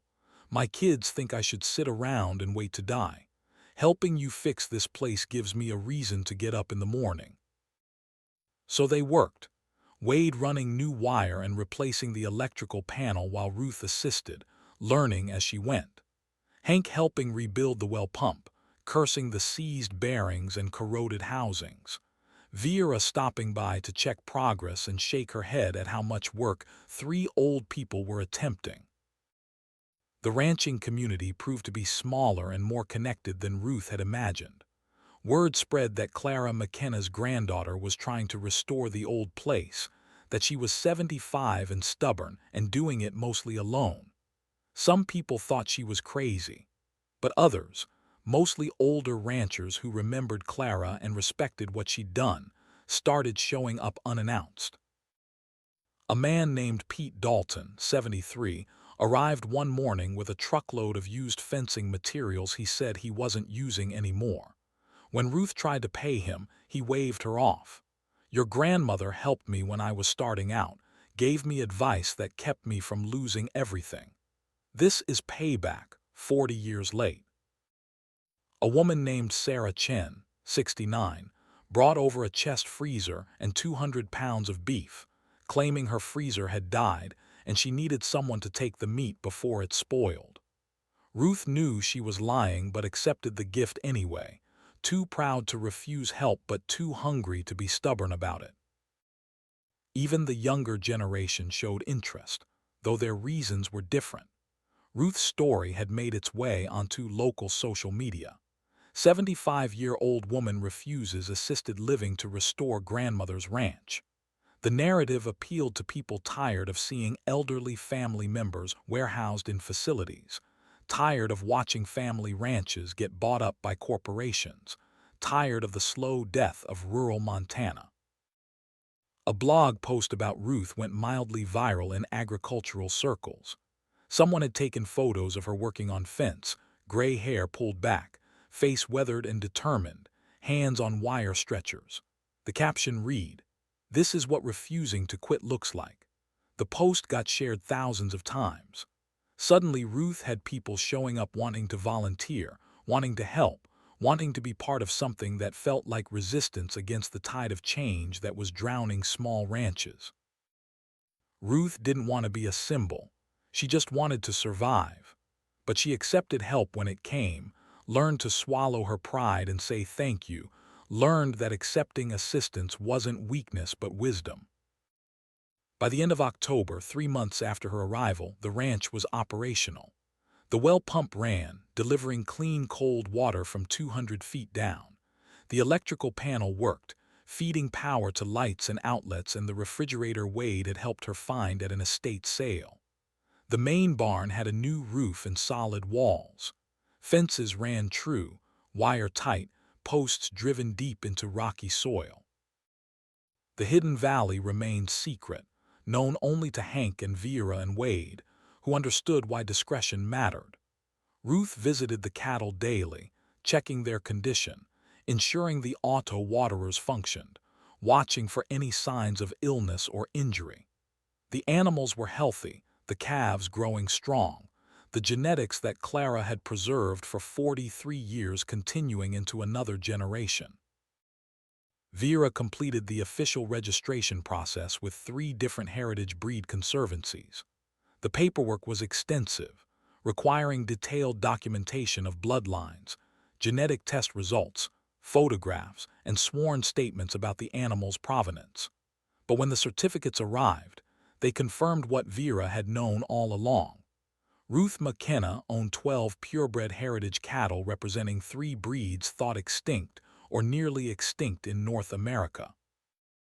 The Highland Galloway bull alone was valued at $120,000 as foundation breeding stock. The first breeding rights sale came through a conservancy connection in November.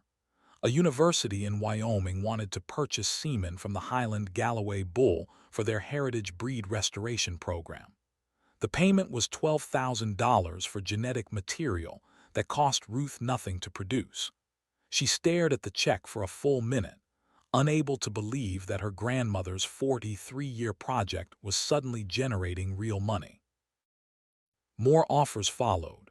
A private collector in Texas wanted to purchase 2 of the Longhorn cows, $85,000 for the pair. A breeding program in Canada wanted access to the White Park cattle genetics, $40,000 for breeding rights. By December, Ruth had earned $160,000 from her grandmother's cattle, more money than she'd made in 5 years of teaching.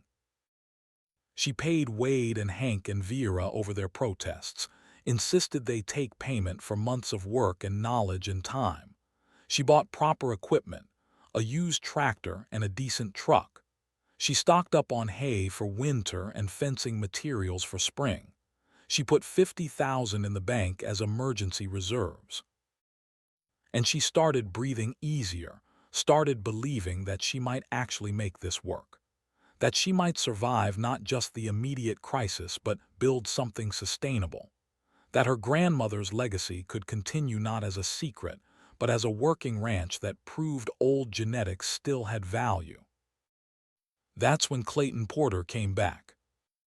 He appeared on a Friday afternoon in early December, the same black Mercedes sedan picking its way down the snow-dusted access road. Ruth saw him coming from the kitchen window and felt her chest tighten. She'd hoped he'd given up, hoped Agrigen had moved on to easier targets. She should have known better. Porter got out wearing a different suit but the same smile, the same predatory confidence. He walked to the porch where Ruth waited, having learned not to invite trouble inside. "Mrs. McKenna, you're looking well. The ranch is looking better too. I see you've made improvements." "What do you want, Mr. Porter?" His smile widened slightly. "I want to revise our previous offer. AgriGen Corporation is prepared to pay $1.5 million for complete breeding rights and genetic ownership of your heritage cattle. That's triple our initial offer. That's more money than this ranch will generate in 20 years. More money than most people see in a lifetime. You could live anywhere you wanted, do anything you wanted for the rest of your life." Ruth kept her voice level. "The answer is still no." The smile faded. "Mrs. McKenna, I'm trying to be generous here, but you need to understand the reality of your situation. You're 75 years old running a ranch alone in one of the harshest climates in America. Winter's here. Temperatures are going to drop to 30 below. Snow is going to pile up 6 feet deep. You're going to be isolated for months. What happens when you get sick? When you fall? When the power goes out and you can't get help? I'll manage the same way. My grandmother managed for 40 years. Your grandmother died alone in that house, found 3 days later by a neighbor. Is that how you want to end up?" The words hit like a slap. Ruth felt anger rise hot in her chest. "Get off my property." Porter's expression hardened. "You don't understand what you're refusing. AgriGen isn't just offering money, we're offering protection. Without us, you're vulnerable. Accidents happen on isolated ranches. Equipment fails. Buildings catch fire. Cattle get sick and die. Winter is dangerous for old people living alone." The threat was clear now, no longer veiled in concern. Ruth met his eyes and saw exactly what he was. Not a businessman making an offer. A bully used to getting what he wanted through intimidation. "I said get off my property. If you come back, I'm calling the sheriff." The sheriff is Jim Coleman. His father was mayor back in the 80s, old friend of my father's. You call him, he'll tell you the same thing I'm telling you. Take the deal while it's still on the table. Porter got back in his Mercedes and drove away, but the threat hung in the cold air like smoke.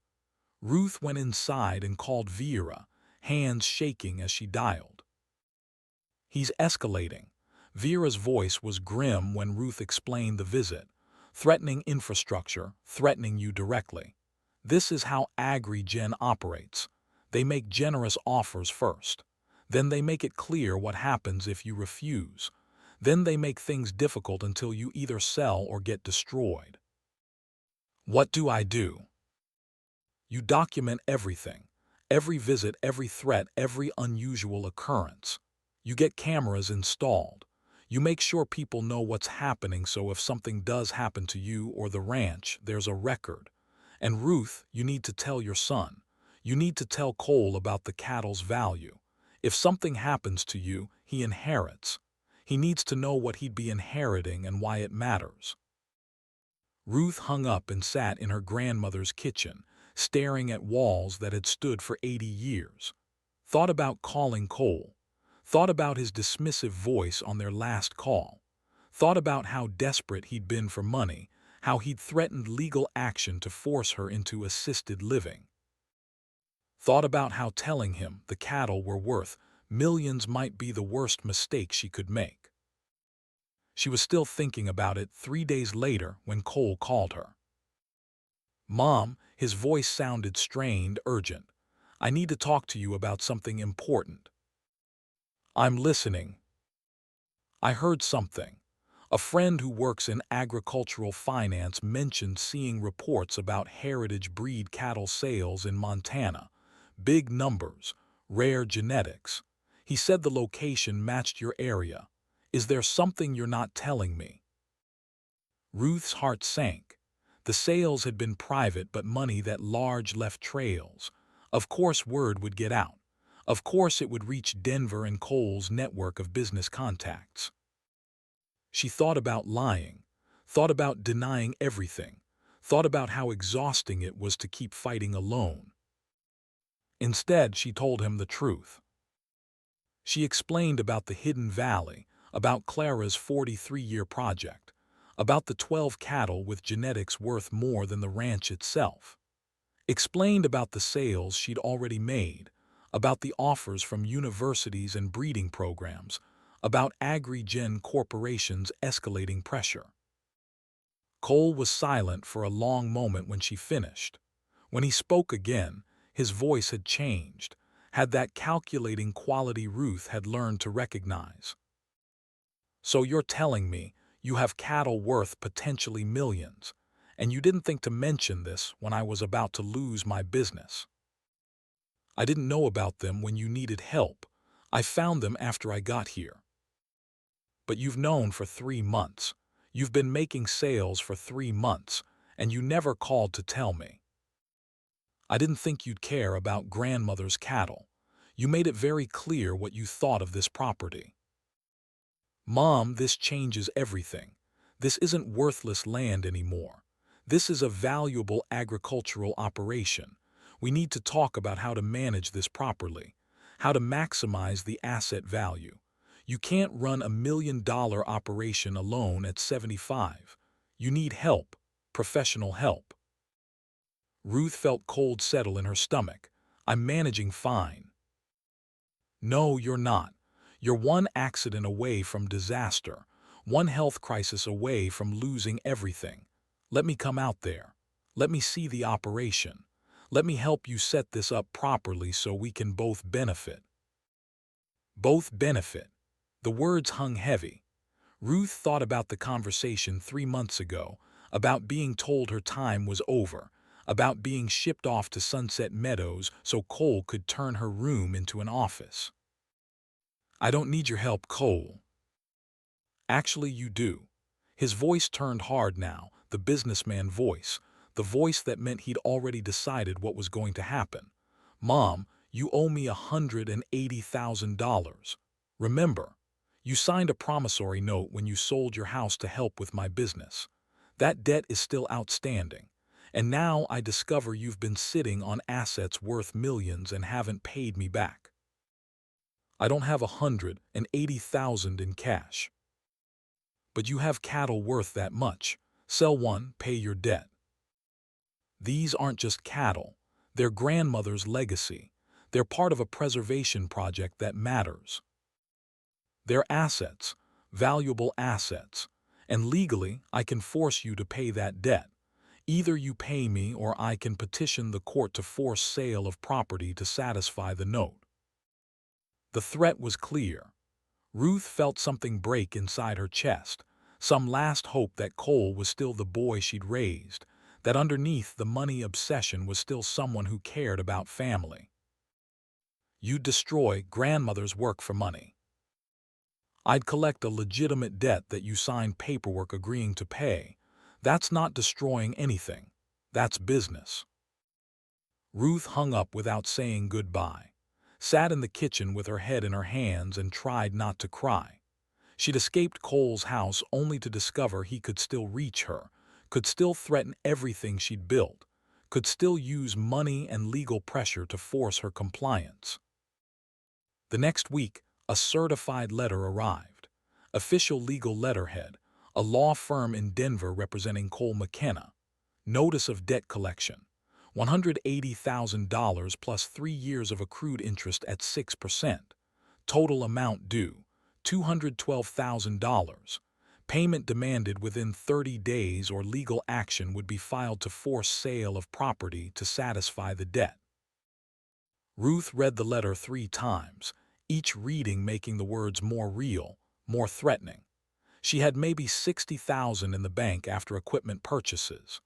The cattle could generate the money, but selling them would take months, would require finding buyers, negotiating prices, arranging transport. She couldn't liquidate $200,000 in 30 days without basically giving the animals away.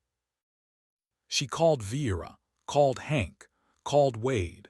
They came over that evening, sitting around her grandmother's kitchen table, the letter spread between them. "He can't do this." Wade's voice was angry. "You helped him when he needed it. How can he come after you like this?" "He can do it because it's legal." Hank had experience with debt and lawyers and the ways money could be used as a weapon. She signed a note. Doesn't matter that it was for family, doesn't matter that it was generous. Legally, it's enforceable. Vera leaned back in her chair, thinking, can you sell cattle fast enough? Not without taking a loss that would gut the herd's value. I'd have to sell to whoever would pay immediately. Probably Agri-Gen. Exactly what they've been waiting for. The room fell silent. Ruth looked at these three people, strangers 3 months ago, who'd become the closest thing she had to family, who'd helped her when her own son was actively working to destroy her.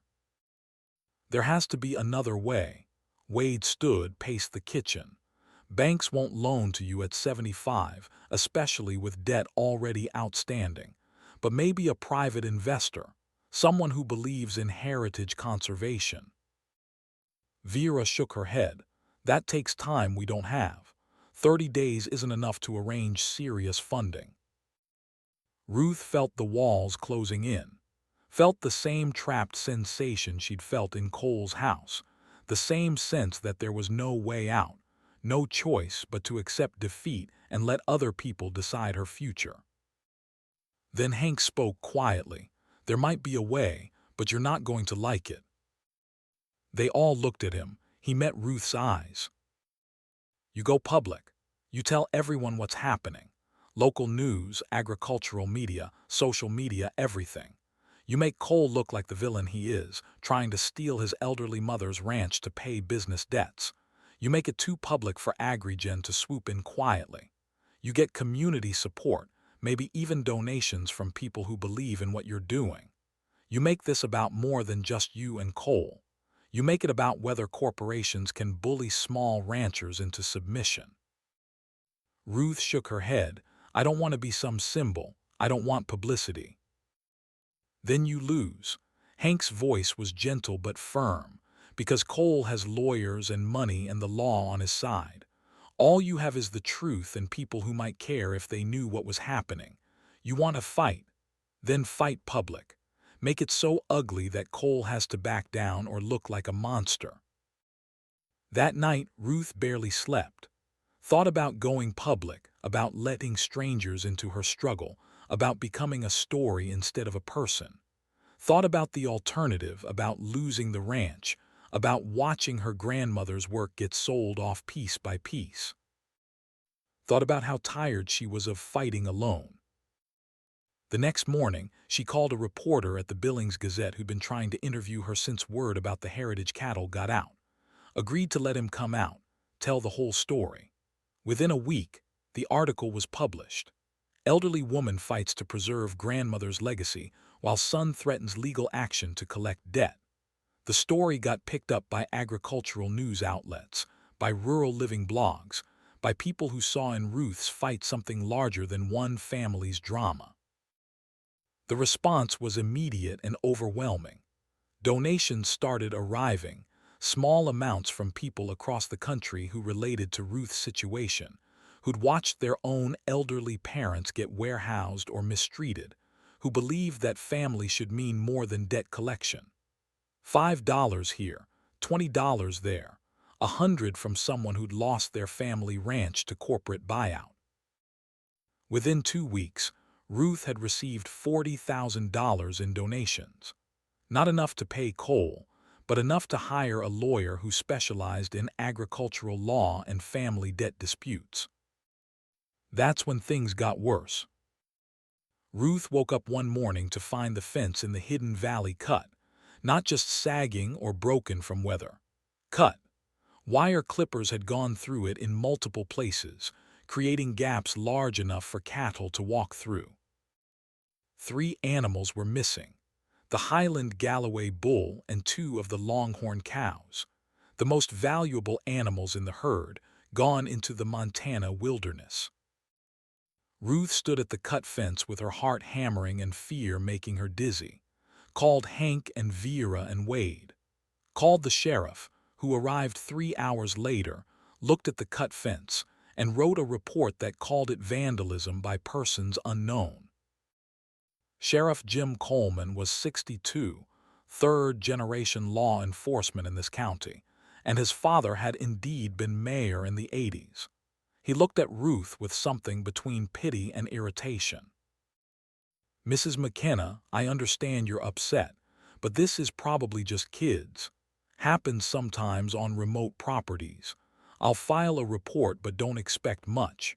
Without witnesses or cameras, there's nothing to investigate." This wasn't kids. This was deliberate sabotage. Someone knew exactly which fence to cut and which animals to scatter. "You have any evidence of that? Any proof someone's targeting you?" Ruth thought about Porter's visits, his veiled threats, his suggestions that accidents happen. Thought about how none of it was concrete enough to prove anything. "Just file the report, Sheriff." After he left, Ruth and Hank and Wade and Vera spent the rest of the day searching for the missing cattle. Found them 8 miles away, exhausted and stressed but alive, having wandered through rough country in freezing temperatures. Getting them back to the hidden valley took 6 hours of careful herding, Ruth on horseback for the first time in 50 years, her body screaming in protest but her determination absolute. That night her phone rang, Cole's number. "Mom, I heard about your trouble. The cut fence, the missing cattle, that's terrible. Really makes you think about safety out there, doesn't it? How vulnerable you are. How quickly things can go wrong." Ruth's blood ran cold. "How did you know about the fence?" "Word gets around. Small communities talk. Look, I'm not trying to scare you. I'm trying to help you see reality. You're 75 years old running a ranch alone.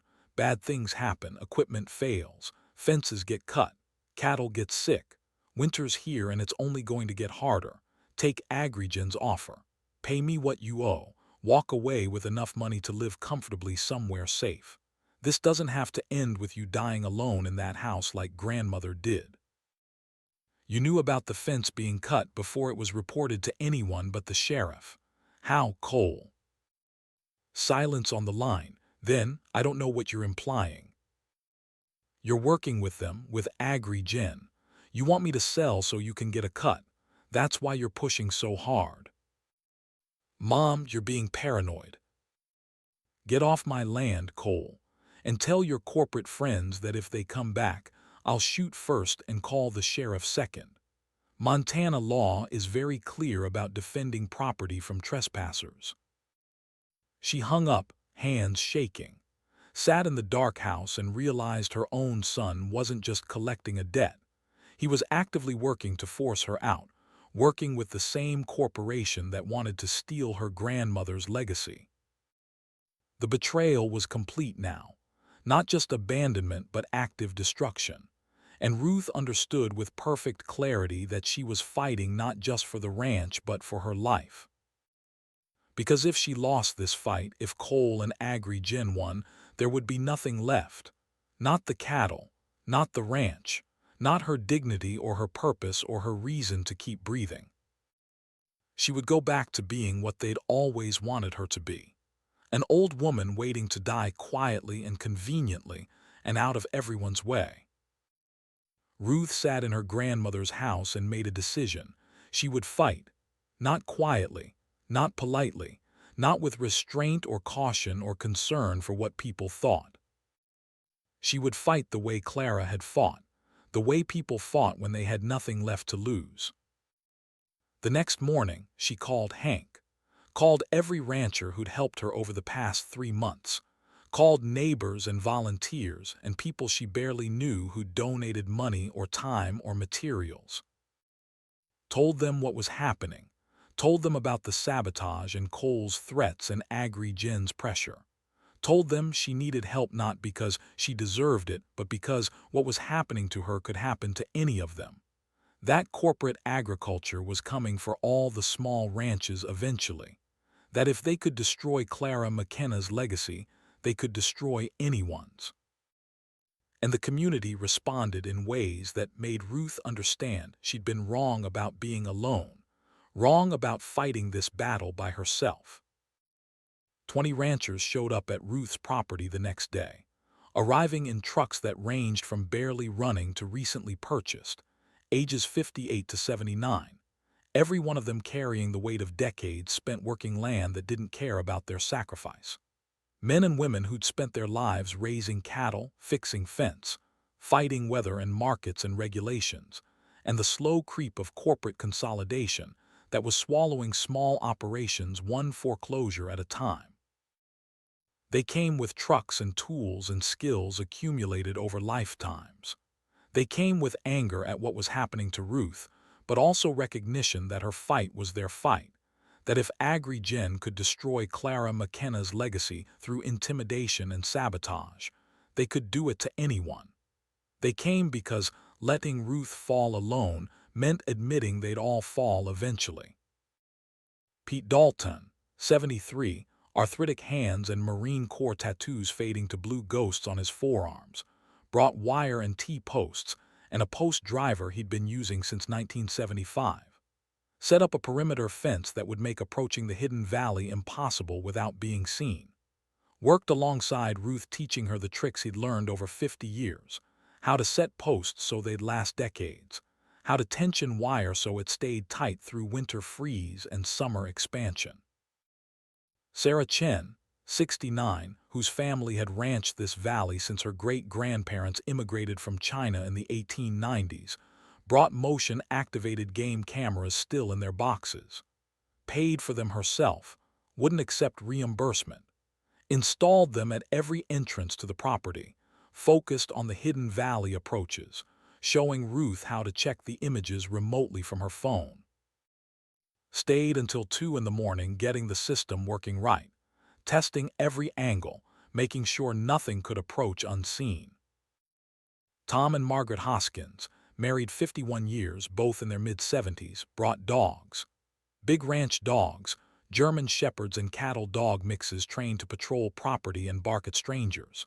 Left them with Ruth along with food and instructions. Said they had more at home, and these two needed work to do. The dogs, Ranger and Scout, adopted Ruth immediately and took their jobs seriously, sleeping on the porch and alerting to every vehicle that came within half a mile. Frank Morrison, Hank's cousin, 64 and recently forced into early retirement from the railroad, organized rotating patrols, made a schedule where someone drove past Ruth's property every 6 hours, checking for strange vehicles, unfamiliar faces, any sign of trouble. Got 12 volunteers to commit to shifts, covering around the clock, creating a network of watchful eyes that made approaching the ranch impossible without being noticed. They brought food because they knew Ruth was running on fumes and pride and not much else. Casseroles and bread and jars of canned vegetables from summer gardens. Brought coffee and sugar and staples that would last through winter. Brought firewood already cut and split, stacked it in cords against the shed where Ruth could access it easily.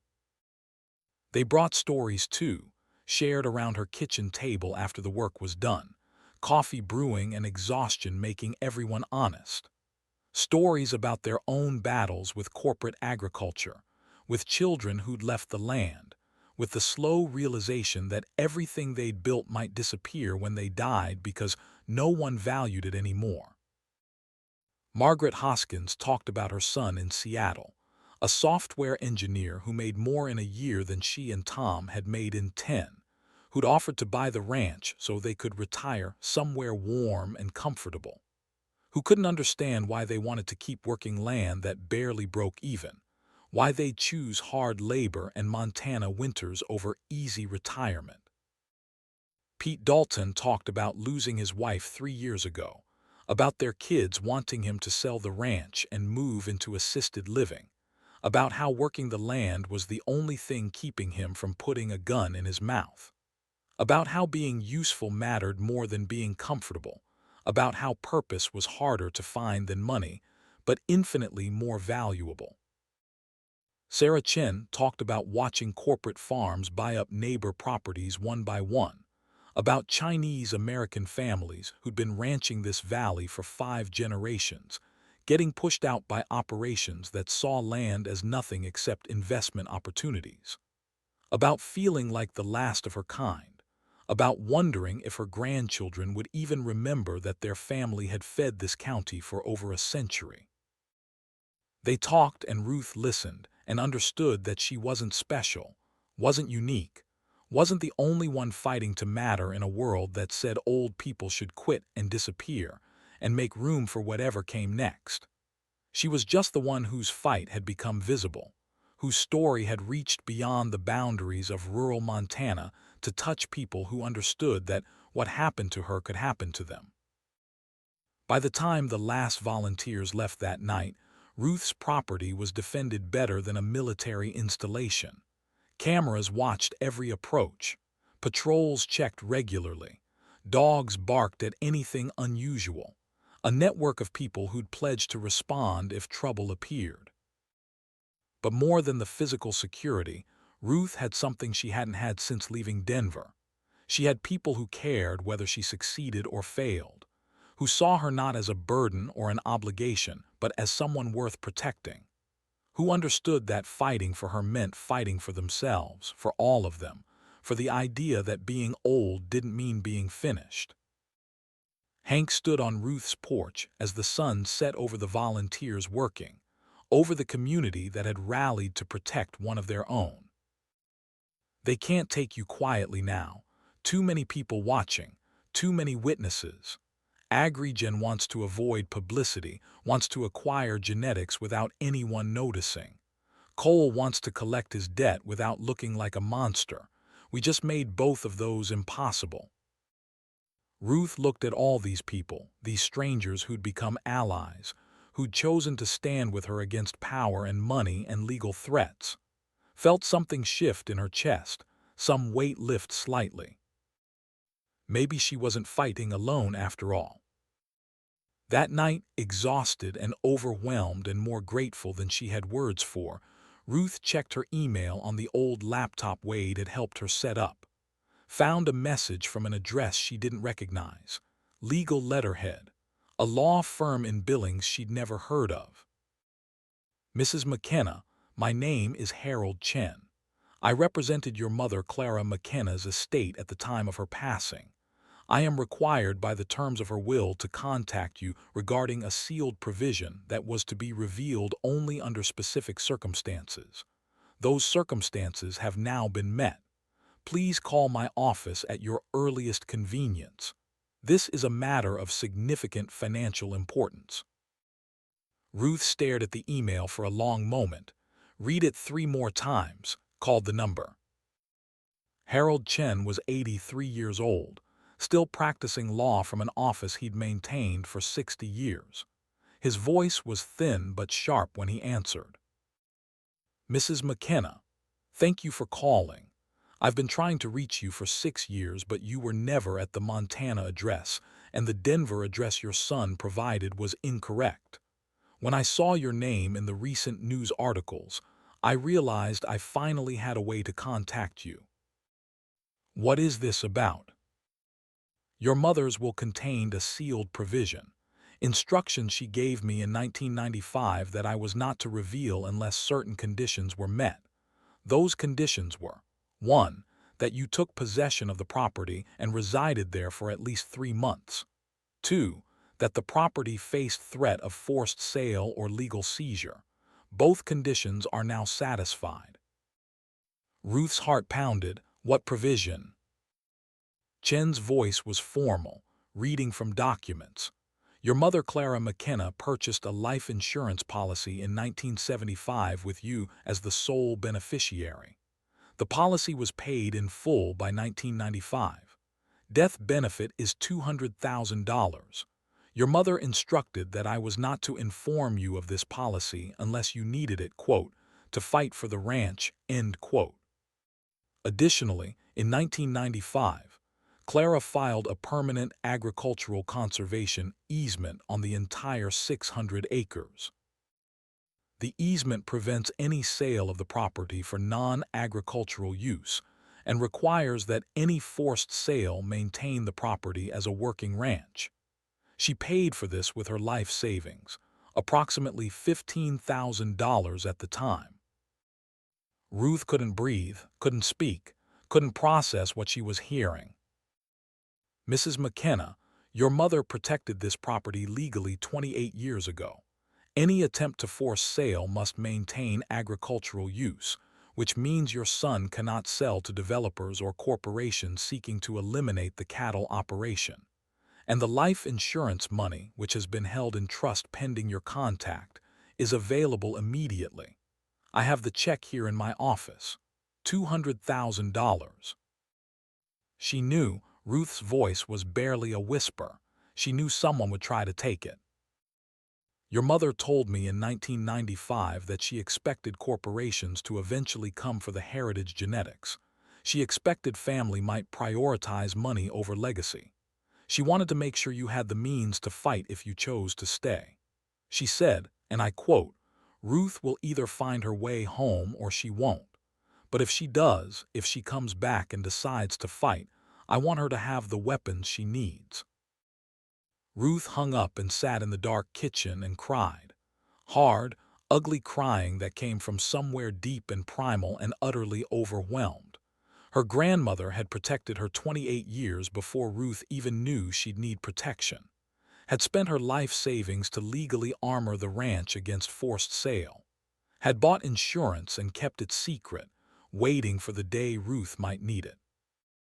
Had believed, even when Ruth had abandoned Montana and chosen a different life, that someday her granddaughter would come home and fight. The next morning, Ruth drove to Billings and picked up the check. $200,000 made out to Ruth McKenna, more than enough to pay Cole's debt with interest, more than enough to hire lawyers to fight AgriGen, more than enough to prove that her grandmother had won this battle 28 years ago, even if she hadn't lived to see it. Ruth called Cole from the lawyer's office, put him on speaker. "I'm paying your debt, all of it. Today you'll have a cashier's check by Friday.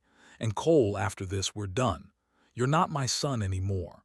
You're just someone I used to know who chose money over family. Don't call me. Don't visit. Don't pretend you care. We're finished." She hung up before he could respond, felt nothing except relief and the grim satisfaction of closing a door that should have been closed months ago. The check to Cole went out that afternoon. The conservation easement paperwork was filed with the county. Ruth hired a law firm that specialized in agricultural defense to send cease and desist letters to AgriGen Corporation. And that night, standing on her porch looking out at land her grandmother had protected with foresight and sacrifice and love that spanned decades, Ruth understood something fundamental. She hadn't saved the ranch. Her grandmother had saved it 28 years ago, had set in motion protections that would outlive her, had fought a battle Ruth didn't even know was happening. All Ruth had done was show up and refuse to quit, had chosen to fight instead of surrender, had decided that being 75 and discarded and alone didn't mean accepting defeat. Her grandmother had given her the weapons. Ruth had chosen to use them. And together, across the gap of death and time and all the years Ruth had spent living the wrong life in the wrong place, they had won. Winter came to Montana the way it always did, without apology or mercy. The first serious snow fell in mid-November, 6 inches overnight that turned the world white and quiet and beautiful in the way dangerous things are often beautiful. Ruth woke to find the ranch transformed, every rough edge softened under snow, every broken fence post crowned with white, the mountains in the distance looking close enough to touch in the crystalline air. She stood on the porch with her first coffee, wearing Clara's old coat that still smelled faintly of her grandmother after 6 years, and watched the sun break over the eastern ridge. The cattle in the hidden valley would be fine. The auto waterers were heated now, Wade having installed the system before the ground froze. The animals had thick winter coats, genetics that remembered how to survive Montana cold. They'd weathered worse than this for centuries. Ruth had paid Cole's debt 2 weeks ago, $212,000 in a cashier's check delivered by registered mail with no note, no explanation, nothing except proof of payment and the satisfaction of closing that door forever. Cole had tried calling 3 times.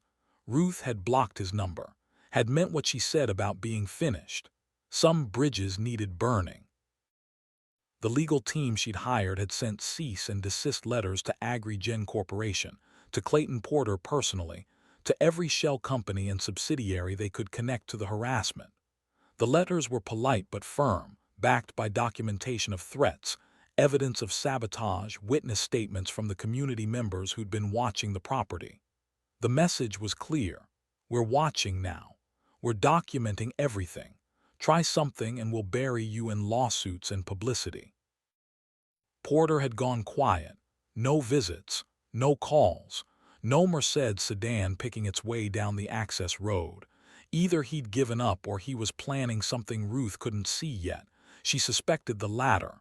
Men like Porter didn't quit just because they encountered resistance. They regrouped. They adapted.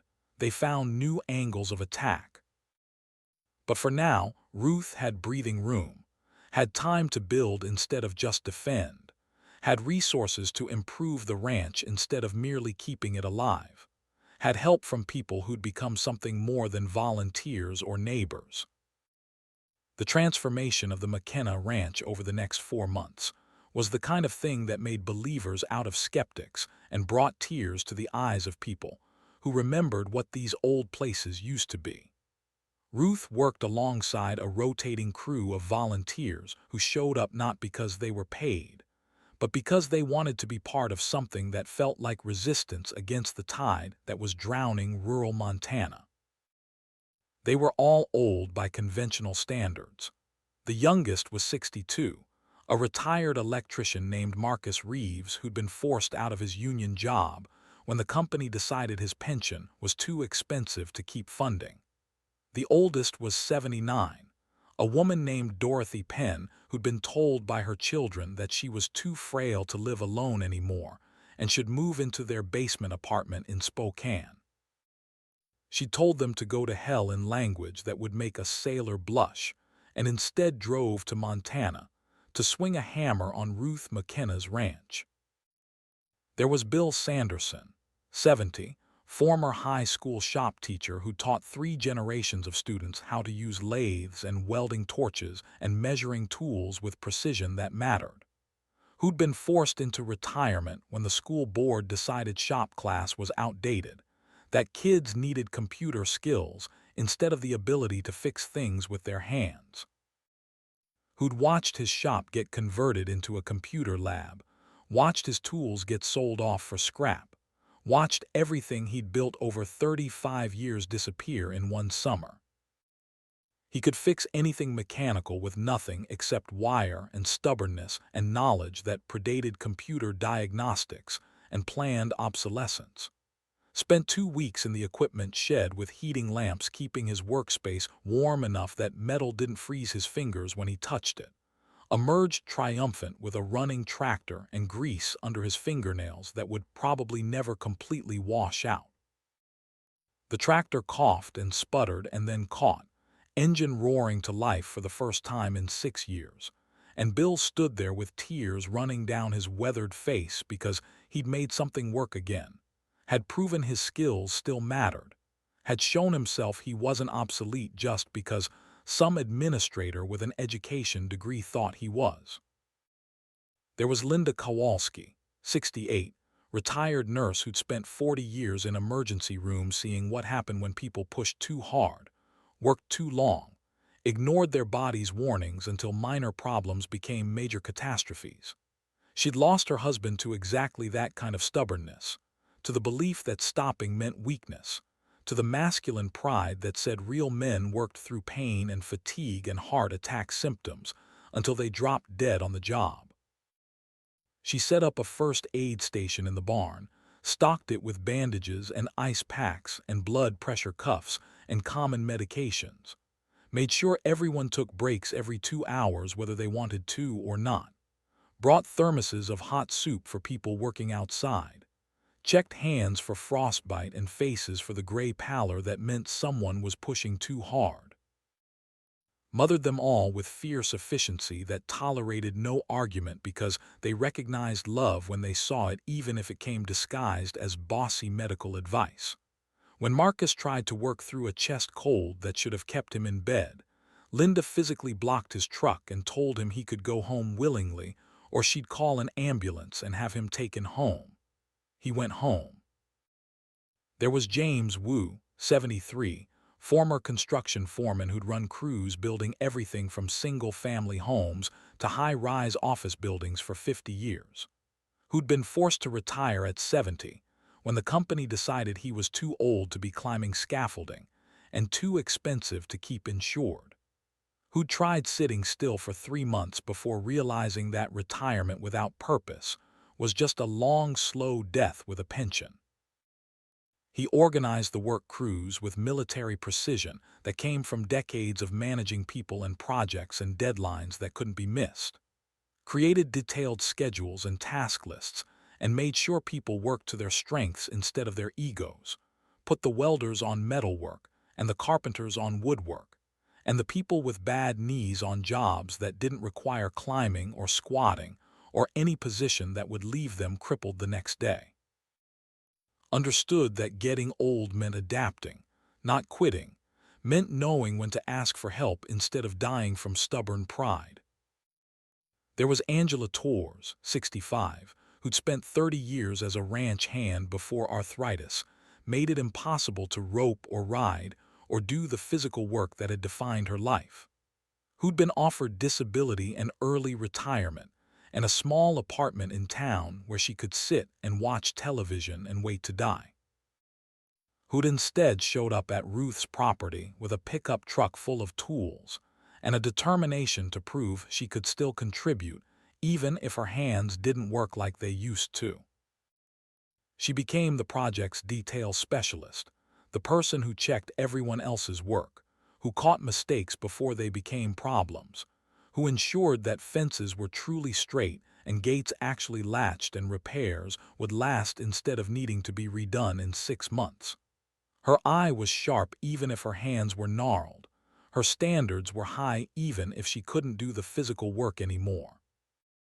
She taught them all that there were different kinds of strength, that experience and knowledge and careful attention mattered as much as muscle.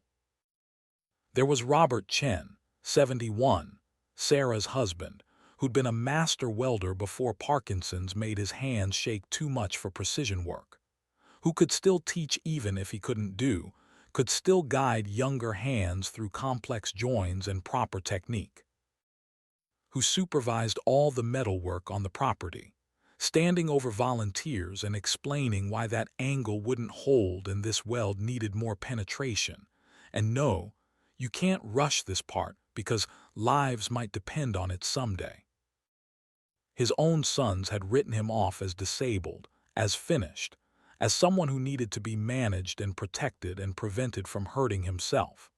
But at Ruth's ranch, he was respected as a master craftsman, his knowledge valued even if his hands betrayed him. He taught and guided and watched the younger volunteers, some of them only in their 60s, learning skills that would serve them for decades. Found redemption in being useful again, in mattering again, in proving that his value hadn't expired just because his body had limitations. They worked through Thanksgiving with more gratitude than most people felt in churches, worked through Christmas with more joy than most families manufactured with expensive gifts and forced cheer, worked through New Year with more hope than most people felt watching fireworks and making resolutions they wouldn't keep. They worked because the work mattered, because they mattered while doing it, because together they were building something that would outlast them all. They rebuilt the main barn from the inside out, replacing rotted floor joists with new lumber, shoring up walls that sagged, installing proper ventilation and lighting, turned it from a liability into an asset, from something that would eventually collapse into something that would stand another 80 years. They worked in the cold because the work needed doing, hands stiff in gloves, breath misting, bodies protesting but spirits stubborn. They repaired fencing across the entire property, 600 acres of perimeter and internal divisions, pulled old posts that had rotted at ground level, augured new holes through frozen soil, set new posts in concrete that had to be mixed with warm water to keep it from freezing before it cured, strung new wire tight and true, creating boundaries that would hold cattle and keep out trouble. It was hard work, the kind that made backs ache and hands blister, the kind young people avoided and old people remembered as what real work used to mean. They insulated the house properly, blown-in insulation, and weather stripping and storm windows that cut the heating bill by 2/3, fixed the roof where it leaked, replaced shingles that had blown off in summer storms, installed proper flashing around the chimney, made the house weather-tight and warm, made it a home instead of just shelter. Every day Ruth cooked for whoever showed up. Big pots of chili and stew and soup, the kind of food that stuck to ribs and fueled work. Baked bread because fresh bread made everything better, and the smell of it filled the house with something that felt like hope. Set up long tables in the dining room where they ate together, talking and laughing and trading stories about the battles they'd all fought to stay relevant in a world that wanted them gone. She learned their stories the way you learn anything important, piece by piece, in moments of vulnerability when exhaustion stripped away the walls people normally kept up. Marcus Reeves talked about being forced into retirement at 62 after 40 years as an electrician because the pension fund needed to reduce liabilities. Talked about the shock of suddenly being worthless to an industry that had consumed his life. Talked about the rage that came with being discarded for nothing except being expensive to keep employed. Found purpose again in rewiring Ruth's house, in using skills he'd thought were finished, in proving that he still knew more than most young electricians would ever learn. Dorothy Penn talked about her children's intervention, how they'd sat her down and explained that she couldn't live alone anymore after she'd fallen in her garden and sprained her wrist. How they presented it as concern, but she'd heard it as them waiting for her to die so they could sell her house and split the inheritance. Talked about choosing Ruth's ranch over their basement apartment, choosing hard work over comfortable captivity, choosing to matter instead of just exist. Bill Sanderson talked about retirement from teaching, about being told the school district was going in a new direction, and his old-fashioned methods weren't aligned with modern pedagogy.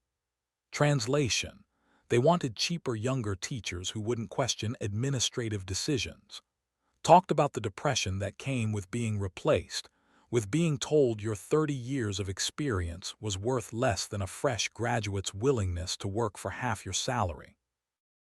Found healing in teaching Ruth about engines and maintenance, in passing on knowledge one more time to someone who actually wanted to learn. They all had variations of the same story, being told they were too old, too expensive, too slow, too outdated, being pushed aside for younger workers or technology or simple cost-cutting, being made to feel invisible, irrelevant, finished, and then finding Ruth's fight and seeing in it their own fight, seeing a chance to prove that old didn't mean worthless, that experience still mattered, that they could still build something that would outlast them. They worked through Thanksgiving, through Christmas, through New Year. Ruth fed them turkey and ham and all the traditional foods, created holidays that felt like family even though most of them had been excluded from their actual family's celebrations. Too much trouble to accommodate. Too depressing to have old people around. Better to let them spend holidays alone than disrupt the perfect Instagram photos. So they made their own family, chose each other, built something together that was about more than just ranch repairs, built community, built purpose, built the kind of meaning that can't be purchased or inherited, only created through shared struggle and mutual respect. Sharon McKenna appeared on a Wednesday in early January, driving a rental car that looked absurdly clean against the snow and mud of the access road, the kind of mid-size sedan people rented when they couldn't afford to put miles on their own vehicle. Ruth saw her from the kitchen window where she was washing breakfast dishes, watched her park next to the barn, and then just sit there in the car with the engine running, heat blowing, gathering courage or maybe trying to decide whether to turn around and leave. Ruth dried her hands and waited, didn't go outside, didn't make it easy. If Sharon wanted to talk, she could do the hard work of walking to the door and knocking and asking for what she needed instead of expecting it to be given freely. Sharon sat in that car for a full 5 minutes, maybe longer, visible through the windshield as a silhouette that kept checking the mirror, kept touching her hair, kept taking deep breaths that looked like preparation for battle. Finally, she turned off the engine and got out, moving slow like someone whose body hurt, closing the door gently like she was afraid of making noise that would draw attention. She looked different than Ruth remembered.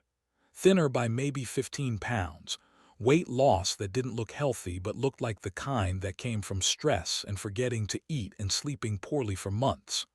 Tired, dark circles under eyes that makeup couldn't quite hide, lines around her mouth that aging and worry had carved deeper. Hair less perfect than Ruth remembered, grown out past the expensive cut's expiration date, showing gray at the roots that Sharon either couldn't afford to color or had stopped caring about. She wore jeans that looked new but cheap, the kind from Target instead of designer boutiques, paired with a practical winter jacket instead of the wool coat she'd favored in Denver. Dressed like someone who'd learned that money had limits, that status symbols were luxuries you abandoned when real problems arrived. Her shoes were good boots, though, warm and waterproof, the one splurge that made sense in Montana winter. She stopped at the bottom of the porch steps and looked up at Ruth standing in the doorway, and Ruth saw in Sharon's face something she'd never seen before. Humility. Real humility, not the performance of it but the genuine article, the kind that came from being broken by life and having to rebuild from pieces. "Can we talk?" Ruth considered refusing, considered the satisfaction of sending Sharon away the way Sharon had wanted to send her away, of making her feel unwelcome and unnecessary and in the way. Considered closing the door and going back to her dishes and letting Sharon drive 800 miles back to whatever life she'd built from the wreckage of her marriage. But something in Sharon's face stopped her. Something broken and honest that looked like the beginning of understanding, like the first shoots of growth after a forest fire. Ruth had seen that look before in her classroom, in students who'd finally understood why they'd been wrong, who'd reached the point where real learning could begin. They sat in the kitchen at the table Clara had eaten at for 60 years, coffee between them in chipped mugs that predated Sharon's birth, silence stretching awkward and heavy between two women who'd lived in the same house for 5 years without ever really knowing each other. Ruth waited, said nothing. Let Sharon find her own way to whatever words she'd driven 800 miles to say.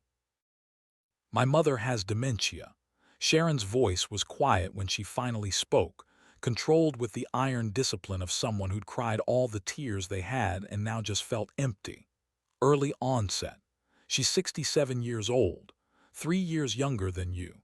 We had to move her into memory care 2 months ago. The good kind, the expensive kind where they pretend it's not a warehouse for people nobody wants to deal with anymore. Where they have activities and therapy and nurses who smile while they're locking doors and taking away freedoms one at a time." "I'm sorry." Ruth meant it. Whatever else Sharon had been, whatever cruelty she'd shown, losing a parent to dementia was a particular kind of hell Ruth wouldn't wish on anyone. Sharon looked at her coffee like it held answers she couldn't find anywhere else. "I visit every day. Take the bus because I had to sell my car to pay for the first month. Sit with her for 2 hours in a room that smells like disinfectant and old people, and the particular sadness of watching someone disappear while their body keeps living. She doesn't always know who I am anymore. Sometimes she thinks I'm her sister who died 30 years ago. Sometimes she thinks I'm a nurse who's being paid to pretend to care. Sometimes she just looks at me like I'm a stranger she doesn't trust and asks where all her things are. Ruth poured more coffee, gave Sharon time to gather herself, to find the words that clearly hurt to say. Yesterday I brought her favorite sweater from home, the blue cardigan she wore every Sunday. She held it and cried because she said it smelled like her real life, like the house she lived in before they brought her here. Then she asked when she could go home. I told her this was home now, that she couldn't live alone anymore, that we'd moved all her important things to this room. She looked around at the hospital bed with its rails, at the dresser that held maybe a tenth of what she used to own, at the window that looked out at a parking lot. Then she looked at me and said, "This isn't home. Home has a garden I planted. Home has furniture I chose. Home has memories in every room. This is where they put people to wait to die." Sharon's hands shook slightly on the coffee cup, the tremor of exhaustion and emotional depletion, and too many nights spent crying alone in cheap apartments. I couldn't answer her. Couldn't explain that her home had been sold to pay for this facility. Couldn't tell her that her garden had been paved over for someone else's deck. Couldn't admit that we'd erased everything she'd built because it was easier than figuring out how to care for her in the place she wanted to be. The silence stretched. Outside, one of the ranch dogs barked at something, probably a deer or maybe just the wind. Inside, the kitchen was warm from the wood stove, comfortable in ways that had nothing to do with temperature and everything to do with being in a space that had accumulated decades of life actually lived. "I did that to you." Sharon's voice broke slightly, but she pushed through. "Wanted to do that to you. Told myself it was for your own good, for your safety, that we were being responsible adult children taking care of an aging parent who couldn't take care of herself anymore. But I was really just trying to get rid of you because having you around made me uncomfortable. Made me think about getting older myself. Made me face that someday I might need help, and my own children might treat me exactly the way I was treating you." Ruth still said nothing, gave Sharon nothing except attention, let her work through whatever she'd come here to confess. "You reminded me of everything I was afraid of becoming. Old and discarded and no longer useful to anyone. So I pushed to get you out of our house, out of our lives, tucked away somewhere I could visit on holidays and pretend I was being a good daughter-in-law while really I was just warehousing you like expired inventory. I told myself you'd be happier in assisted living, that you'd have activities and friends and proper care. But what I really meant was that I'd be happier with you gone." Sharon looked up finally, met Ruth's eyes. "I saw the articles about what you did here. Saw the photographs of the ranch and the cattle and all these old people who came to help you. My mother's facility has a computer room for the residents, and someone, one of the nurses who actually gives a damn, had pulled up the story on the big screen for everyone to see. Elderly woman saves heritage cattle breeds while fighting son's debt collection and corporate threats. All these old people sitting there watching, these people society had put in storage, and they were cheering for you like you'd won the lottery. Cheering because someone like them had refused to disappear, had fought back and won, had proved they were wrong when they said old meant worthless." She wiped her eyes with the back of her hand, mascara smudging slightly. "My mother was there. She didn't know who you were, but she was cheering too. Said, that's how you do it. You fight. You don't let them put you away." And I sat there watching her cheer for you and realized I'd already put her away. Already done exactly what you refused to let us do to you. Already made the choice to prioritize my convenience over her dignity. "What do you want from me, Sharon?" "I don't want anything. I came to say I'm sorry. To admit I was wrong. To tell you that watching my mother lose herself piece by piece has taught me what I should have known all along. That old people are just young people who have lived longer. That they deserve dignity and respect and the chance to make their own choices. That warehousing them in facilities is convenient for families but cruel for the people who end up there. That I was cruel to you and I'm sorry. Ruth looked at this woman who'd spent years treating her like an inconvenience, like furniture that didn't match the decor. Saw genuine remorse. Saw someone who'd been broken by circumstances into understanding things they should have understood without being forced to learn them through pain. I accept your apology, but that doesn't fix what you and Cole did, doesn't undo the damage. I know, Sharon nodded. I filed for divorce last month. He's not the man I thought I married. Maybe he never was. The debt collection, working with that corporation to threaten you, the sabotage. I didn't know about most of it until after. When I found out, when I realized what he'd become, I couldn't stay. Where are the kids? With him for now. They're old enough to choose. They chose their father and his house over their mother in a rental apartment. I don't blame them. I raised them to value comfort and money. I taught them what I believed. Now I get to watch them choose those values over me. Ruth poured more coffee. They sat in silence that felt less hostile now, more like two people who'd both been defeated by life in different ways, finding themselves on the same side of a battle they hadn't chosen. What will you do? Sharon shook her head. I don't know. I'm staying in Billings in a studio apartment that costs more than I can afford.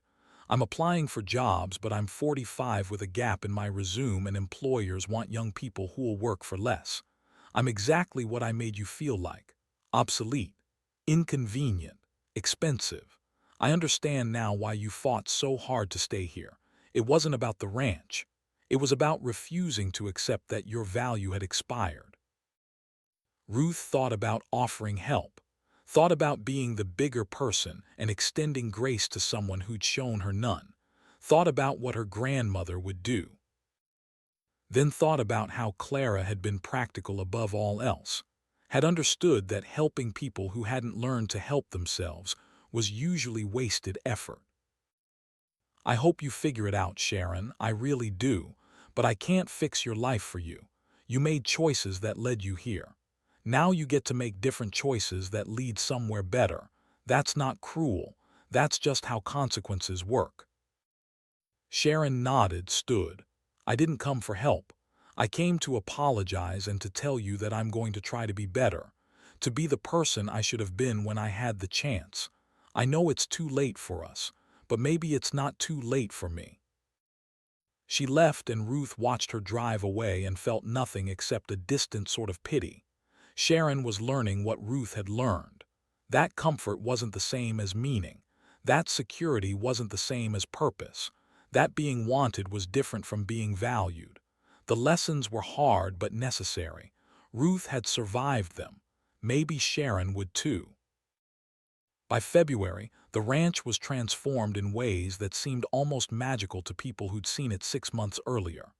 The building stood solid and straight, paint fresh on walls that had been gray with age and neglect. The fences ran true and tight, creating pastures that could actually hold cattle instead of merely suggesting where boundaries might be. The equipment worked, the tractor running smooth, the hay equipment functional and ready for summer. But more than the physical changes, the ranch had become something it hadn't been in decades. A center, a gathering place, a symbol of something that mattered to people who'd been told they didn't matter anymore. Word had spread through the agricultural community about what Ruth was doing. Not just preserving rare genetics, but proving that old people could still build, still create, still contribute in ways that young people couldn't or wouldn't. The story resonated beyond Montana, reaching ranchers and farmers across the rural West who were fighting their own battles against age discrimination, corporate consolidation, and children who saw inheritance as their right and elders as obstacles to that inheritance. A journalist from Modern Farmer magazine came to do a feature story.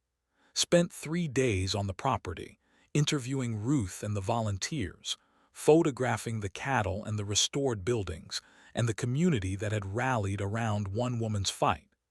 The article that resulted was powerful, 8,000 words that didn't pull punches. Titled The Last Herd: How One 75-Year-Old Woman Saved Extinct Cattle Breeds While Fighting Her Own Son and Corporate America. It laid out Ruth's story in detail that made readers angry and inspired in equal measure. The article went viral within 24 hours of publication.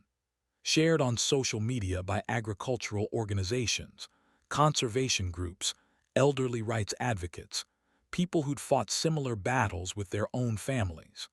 Picked up by mainstream news outlets who saw in Ruth's story a larger narrative about how America treated its elderly population, about corporate greed versus family legacy, about one person's ability to make a difference against overwhelming odds.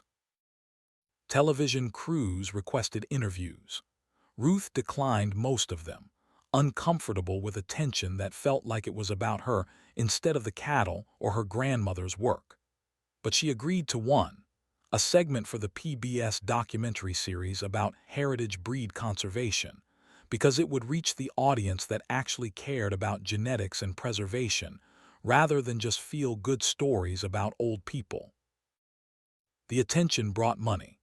Donations poured in from people who wanted to support heritage breed conservation, who wanted to help Ruth continue Clara's work, who wanted to be part of something that felt like fighting back against the forces that were destroying small farms and ranches.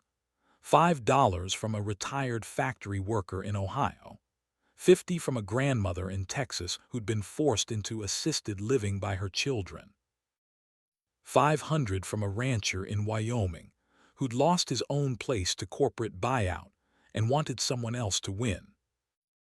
Within a month, Ruth had received over $200,000 in donations, more money than she needed for operations, enough to think bigger than just survival. She established the Clara McKenna Heritage Cattle Conservancy as a nonprofit organization with help from lawyers who volunteered their time. Created a board of directors that included Vera, Hank, Wade, and 3 other ranchers who understood heritage breed preservation. Set up the legal structure to ensure the work would continue beyond Ruth's lifetime, that the genetics Clara had preserved for 43 years would be protected permanently. The Conservancy's mission was simple: preserve rare cattle genetics through careful breeding programs, educate the public about heritage breeds and why genetic diversity mattered, support other small ranchers trying to maintain heritage animals, prove that old methods and old genetics still had value in modern agriculture. Universities started reaching out, wanting to partner on research projects. Breeding programs in Canada and Mexico wanted to purchase genetics to diversify their own herds. Private collectors offered enormous sums for foundation breeding stock. Ruth worked with Vera and the board to vet each request, to ensure animals went to programs that would preserve rather than exploit the genetics, to build a network of conservationists rather than just selling to the highest bidders. Revenue from breeding rights and genetic sales reached $30,000 per month by March. The ranch was generating more income than it ever had under Clara's management, than it probably had in its entire 80-year history. Ruth paid salaries to the Corps volunteers who'd basically moved onto the property, hired a ranch manager who knew cattle better than she ever would, employed a part-time veterinarian to monitor the herd's health. The ranch was no longer just surviving, it was thriving, growing, becoming the center of a movement that was bigger than Ruth, bigger than the cattle, bigger than Montana. And that's when AgriGen Corporation made its final move. The lawsuit arrived by courier on a Monday morning in late March. Thick legal documents, hundreds of pages, filed in federal court. AgriGen Corporation and its subsidiary Heartland Genetics LLC versus Ruth McKenna, the Clara McKenna Heritage Cattle Conservancy, and 20 unnamed individuals alleged to have conspired in theft of proprietary genetic materials. The allegations were stunning in their audacity. AgriGen claimed they held patents on specific genetic markers found in heritage breed cattle, claimed that Ruth's animals contained those patented genes and therefore constituted theft of intellectual property, demanded immediate seizure of all cattle pending genetic testing, demanded damages of $20 million, demanded injunctions preventing Ruth from selling breeding rights or genetic materials until the case was resolved. Ruth sat in her kitchen reading the lawsuit with hands that shook from anger rather than fear. They were trying to patent genetics that had existed for centuries, were claiming ownership of genes that predated their corporation by hundreds of years, were attempting to use intellectual property law to steal what they couldn't acquire through intimidation. Her lawyer, a woman named Patricia Vasquez who specialized in agricultural law and had taken Ruth's case pro bono after reading about her fight, was blunt in her assessment. This is bullshit, but it's dangerous bullshit. Patent law is complicated, and judges don't always understand genetics. AgriGen has done this before, filed frivolous lawsuits to tie up small operations in legal costs until they settle or go bankrupt. They're betting you can't afford to fight a federal lawsuit that could take years and cost millions. Can we win? Patricia smiled, cold and sharp. Oh, we can win. Their patents are questionable at best, fraudulent at worst, but winning will require exposing what AgriGen has been doing for decades, patenting naturally occurring genetics, harassing small farmers, using legal system as a weapon, and that means making this very public, very ugly, and very expensive for them. Then let's make it public. The press conference was held in Billings 2 weeks later. Ruth stood at a podium flanked by Patricia, Vera, Hank, and representatives from 3 heritage breed conservancies. Behind them, enlarged photos showed the cattle, Clara's notebooks, the restored ranch. In front of them, cameras from 6 television stations and reporters from newspapers across Montana and Wyoming. Patricia spoke first, laying out the facts in language that made AgriGen's lawsuit sound like exactly what it was: legal theft disguised as intellectual property protection. Then Ruth spoke, telling her grandmother's story, explaining how Clara had spent 43 years preserving genetics that agriculture corporations had declared worthless right up until those genetics became valuable again. Then Vera dropped the bomb that changed everything, the revelation that had been waiting 57 years for the right moment, for the right fight, for someone brave enough that a scared man could finally find his own courage. She introduced a man in his early 50s who'd been sitting quiet in the back of the room throughout the press conference, someone most reporters had assumed was just another conservancy board member or rancher there for moral support. He was tall and weathered, built like someone who'd spent his life doing physical work, looking profoundly uncomfortable in a suit that didn't quite fit and a tie that looked like it was strangling him. His hands shook slightly as he stood, and his face showed the particular kind of fear that comes from deciding to do something you've been too afraid to do for most of your life. His name was Thomas Whitmore, Jr. The reporters wrote it down without recognition, another name in a story about cattle and genetics and corporate lawsuits. They didn't know yet that they were about to hear something that would turn an agricultural dispute into a criminal investigation, that would connect Ruth McKenna's fight to a murder that had been buried for nearly 4 decades. Vera spoke first, her voice steady but with an undercurrent of anger that made everyone pay attention.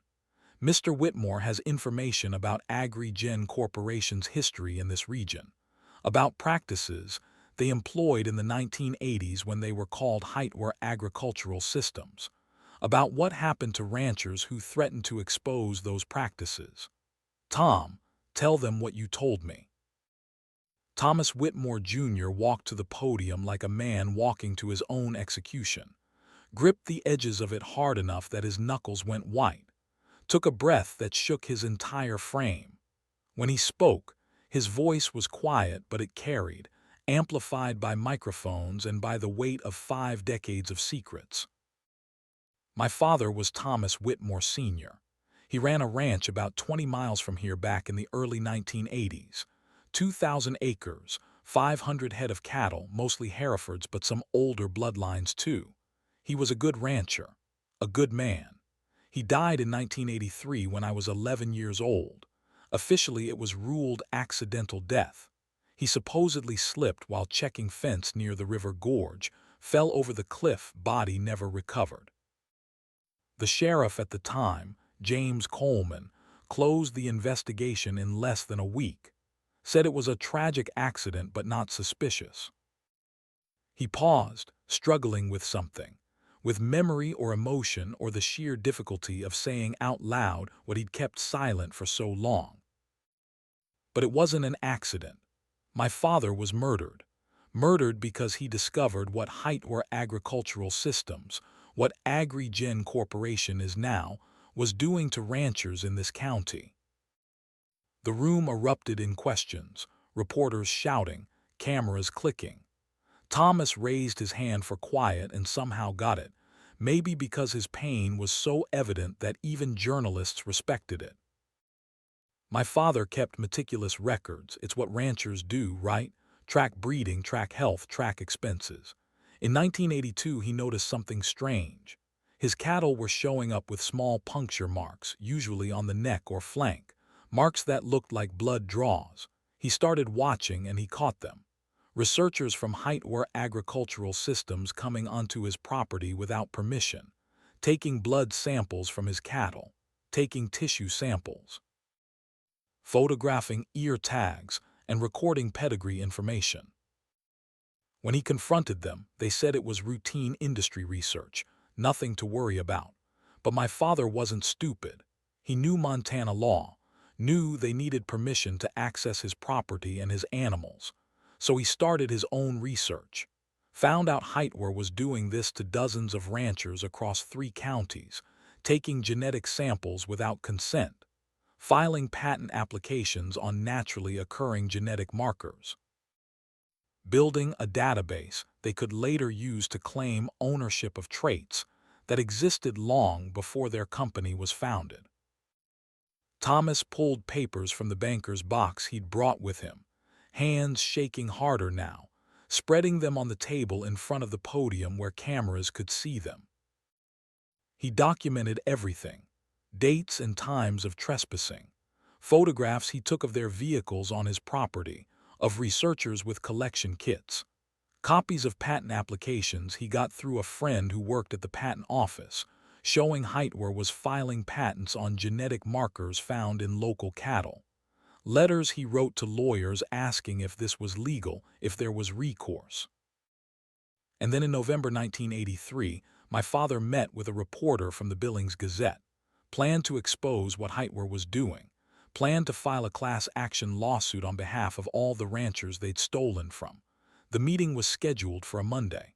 On the Saturday before, my father disappeared, last seen checking fence near the river gorge. Sheriff Coleman ruled it accidental death before any real investigation happened. Case closed. Heartland Agricultural Systems continued operating. The reporter killed his story because without my father there was no source, no witness, just documents that could be dismissed as the paranoid ravings of a rancher who'd fallen to his death. Thomas's voice broke. He stopped, breathed, continued. I was 11 years old. I saw things I shouldn't have seen. I was with my father 2 days before he disappeared when Heartland's men came to the ranch again. My father confronted them, told them he was going public, that he was done being silent. One of them, the lead researcher, his name was Victor Heartland, told my father that going public would be a mistake, that my father had a family to think about, that accidents happened to people who didn't mind their own business. I heard that threat. I was hiding behind the barn watching because I was 11 and curious and didn't understand what I was witnessing. 2 days later, my father was dead, and I was too scared to tell anyone what I'd heard because I was 11 and my father was gone, and the man who'd threatened him was rich and powerful, and his brother was the county sheriff. The reporters were completely silent now, everyone understanding they were hearing something bigger than they'd expected, something that had the weight of genuine history and genuine crime. I kept my father's records, everything he'd documented. All these years I kept them, moved them when I moved, protected them, saved them, because part of me always knew that someday I'd need to tell this story. That someday someone would fight Hightower, fight Agrigen, and I'd have the evidence they'd need. But I was afraid. 57 years of being afraid. Afraid they'd come for me the way they came for my father. Afraid they'd threaten my family. Afraid that speaking up would cost me everything and change nothing because they were too big and too powerful and too protected. Then I read about Mrs. McKenna. Read about her fight. Read about how she lost her husband, got discarded by her family, came to this ranch alone at 75 with nothing except her grandmother's legacy and the determination not to quit. Read about her standing up to Agrigen when they tried to intimidate her. Read about her refusing to back down even when her own son betrayed her. And I realized I'd been a coward for 57 years, while an old woman was braver in 6 months than I'd been in my entire adult life. He looked directly at Ruth for the first time, his eyes wet. Mrs. McKenna, I can't prove Agrigen killed my father. The evidence is all circumstantial, the witnesses are dead, and it was nearly 40 years ago. But I can prove they stole genetic materials from Montana ranchers in the 1980s. Can prove they filed patents based on theft. Can prove their current claims to heritage genetics are fraudulent because those genetics were taken without permission from ranchers like my father, like your grandmother. Can prove they have a history of threatening people who stood in their way. This is everything my father documented, everything I've saved for 57 years. He gestured at the box, at decades of evidence, at his father's final work. I'm sorry it took me this long to be brave enough to help, but I'm here now, and I'm testifying, and I don't care anymore what it costs me because watching you fight made me ashamed of my silence. The press conference exploded after that. Questions shouted from every reporter, everyone wanting details, wanting to examine documents, wanting to follow leads that might connect to other crimes, other disappearances, other families that had lost people to corporate greed disguised as accidents. Vera and Patricia handled the media while Thomas Whitmore Jr. sat at a side table and gave his first on-camera interview, answering questions with the hesitant honesty of someone who'd rehearsed this moment in his head for decades, but never thought he'd actually live it.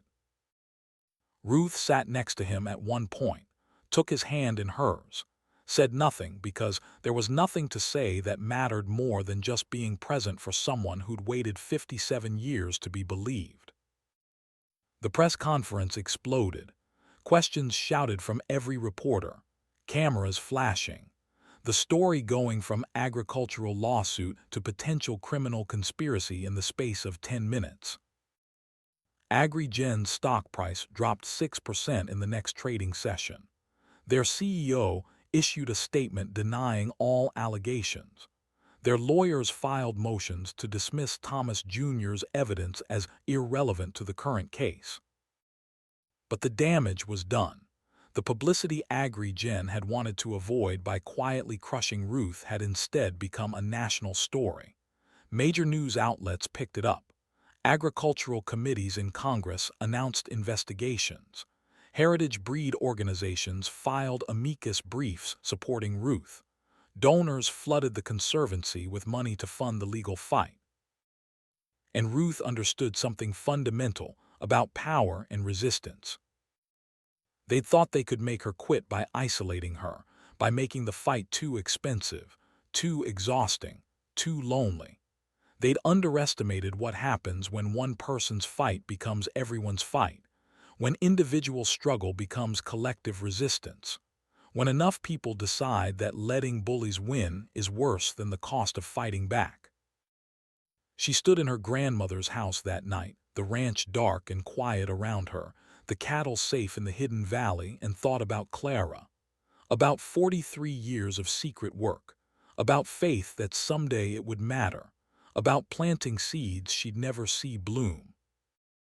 Clara had protected the genetics, had preserved them through decades when no one cared, had set up legal protections and financial resources Ruth would need, had done everything except the one thing she couldn't do from beyond the grave. She couldn't fight the final battle, couldn't stand up to the corporations when they finally came, couldn't be the public face of resistance. That was Ruth's job. Clara had preserved the ammunition. Ruth had fired the shots. Together, across the boundary between life and death, across 43 years and 6 years, and all the time Ruth had spent being the wrong person living the wrong life, they were winning. And in the morning, Ruth would wake up and keep fighting, would tend the cattle and work with the volunteers and deal with lawyers and media, and all the complications that came with being a symbol instead of just a person. Because some fights were worth fighting even when you were 75 and tired, and would have preferred to spend your final years in peace. Some fights were worth fighting, because losing meant letting everything your grandmother built turn to dust. Some fights were worth fighting because winning meant proving that old people still mattered, that heritage still mattered, that one person could still make corporations bleed. Ruth McKenna had been discarded at 75. At 77, she was becoming dangerous. And she was just getting started. The aftermath of Thomas Whitmore Jr.'s testimony moved like wildfire through channels Ruth barely understood, spreading faster than anything she'd seen in her 77 years. Within 24 hours of the press conference, the footage had been viewed over 2 million times online, shared across social media platforms by people who'd never heard of heritage breeds, but understood corporate corruption when they saw it. Within 48 hours, 3 separate congressional committees had announced investigations into agricultural genetics patents and corporate malfeasance, politicians sensing public anger they could harness for political gain. Within a week, the FBI had opened a formal investigation into Thomas Whitmore Sr.'s 1983 death, reclassifying it from accidental to suspicious pending review of new evidence that had sat in a banker's box for 57 years waiting for someone brave enough to present it. The speed of it was dizzying. Ruth had spent her entire life watching justice move slowly when it moved at all, watching powerful people escape consequences through money and lawyers and connections that ordinary people couldn't match. But Thomas's testimony had come at exactly the right moment, when people were tired of watching corporations exploit small farmers, when agricultural consolidation had reached a breaking point, when enough voters in rural districts were angry enough that politicians had to respond. Agrigen Corporation's stock price didn't just drop. It cratered, lost 42% of its value in 5 trading days as investors fled a company that was suddenly toxic, suddenly under federal investigation, suddenly connected to what media outlets were calling the heritage genetics scandal, with the kind of catchy name that suggested the story had legs and would run for months. Their CEO, a man named Richard Brennan who'd been with the company 20 years and probably knew exactly what they'd been doing, resigned effective immediately, claimed health problems, fled to a condo in the Cayman Islands where extradition was complicated. Their general counsel resigned. Their chief operating officer resigned. 3 board members resigned. The company issued carefully worded statements denying everything while simultaneously distancing themselves from their own history, claiming that any wrongdoing had occurred under previous management decades ago, and current leadership had no knowledge of improper practices dating to the 1980s. Nobody believed them. The public relations damage was catastrophic. The documents Thomas had preserved were too detailed, too damning, too clearly showing a pattern of theft that had continued for decades without interruption. Patent applications filed in the 1980s on genetic markers taken from Montana cattle without permission, without compensation, without even informing the ranchers who owned the animals. The same markers AgriGen was now claiming gave them ownership of Ruth's heritage breeds through some twisted logic that said, if you patented something natural, you owned it forever. The same practices they'd apparently been using across multiple states for multiple decades, building a genetic empire worth billions on materials they'd stolen from small ranchers who had no idea their cattle's DNA was being harvested for corporate profit. Federal prosecutors started building cases, not just for the Whitmore death, which was old and circumstantial and hard to prove, but for current crimes they could document: patent fraud, theft of genetic materials, witness intimidation, obstruction of justice, interstate commerce violations, the kind of charges that came with serious prison time if convicted. Marcus Hightower, son of Victor Hightower, who'd threatened Thomas Whitmore Sr. 2 days before his death, who'd inherited his father's position and apparently his father's ethics, became the public face of corporate corruption overnight. He was technically just a vice president of business development, technically just an employee, albeit a highly paid one. But his name and his family connection made him the symbol of everything people hated about AgriGen. His face appeared on news broadcasts and magazine covers, usually alongside photos of small ranchers who'd lost their land or been driven out of business by the same corporation his father had built. Reporters dug into his background with the enthusiasm journalists reserve for villains who can't defend themselves effectively, found connections to shell companies in Delaware and offshore accounts in the Cayman Islands, found evidence that suggested he'd known about his father's practices and had continued them, had expanded them, had used modern technology to steal genetics more efficiently than his father ever could have managed.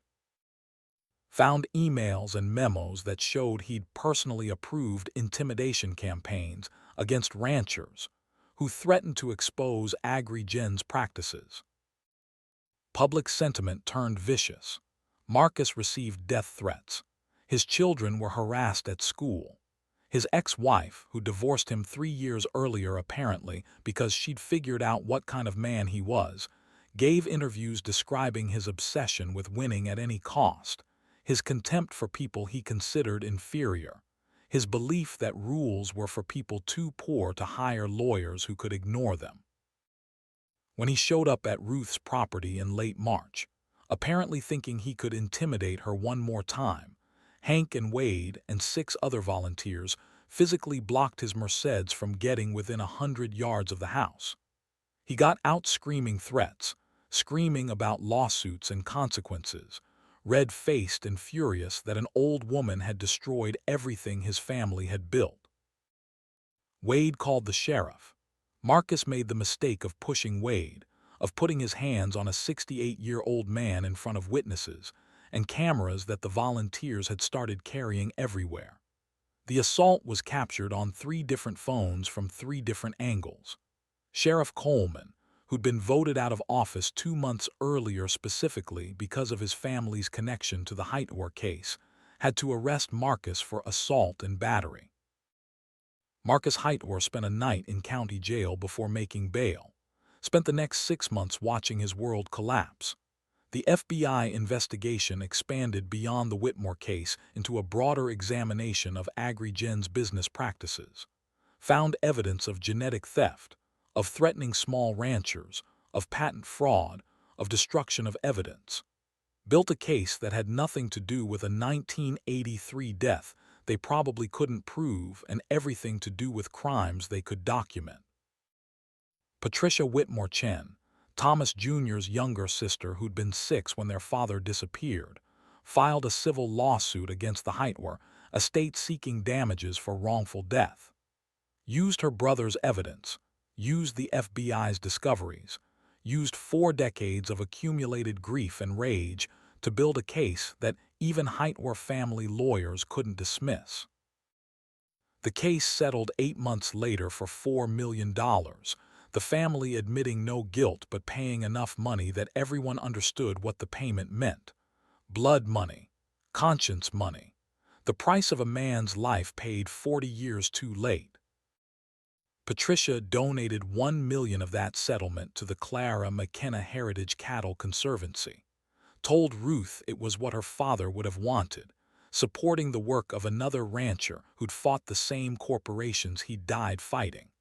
The money went into an endowment that would fund conservation work in perpetuity, ensuring the work would continue long after Ruth was gone. Ruth's operation had grown beyond anything she'd imagined in those first desperate months. The conservancy now had 3 full-time employees, a part-time veterinarian, and a rotating group of volunteers who came for weeks or months to learn heritage breed management.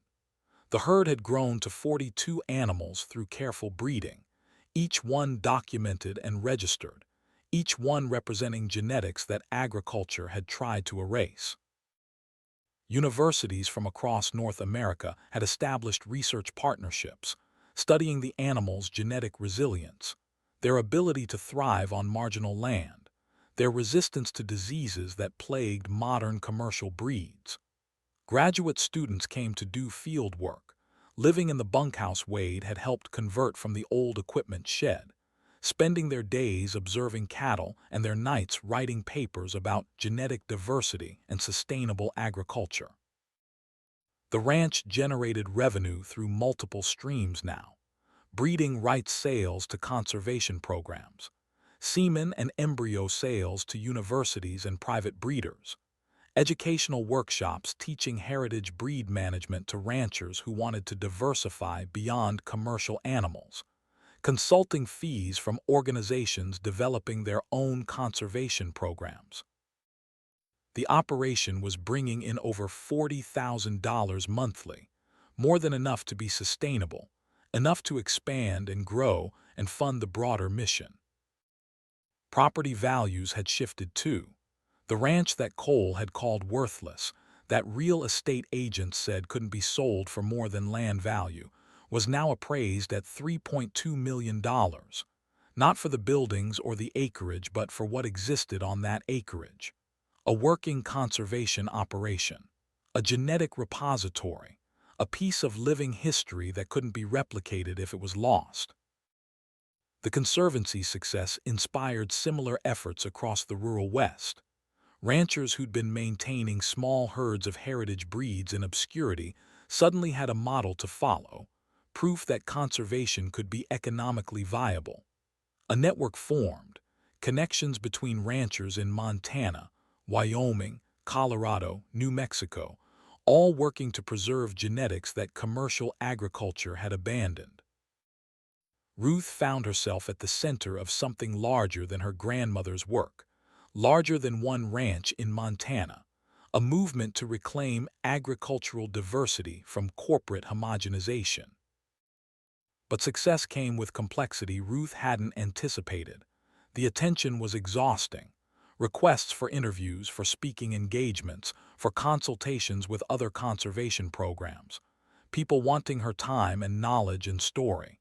She was 77 years old and tired in ways that sleep didn't fix. The work was meaningful but relentless. The mission was important but consuming. Some days she missed the simplicity of those first months when it was just her and the cattle and the fight to survive. Missed the clarity of purpose that came from having no choice except to keep moving forward. Success was harder than struggle in some ways because success meant deciding between good options instead of just avoiding bad outcomes.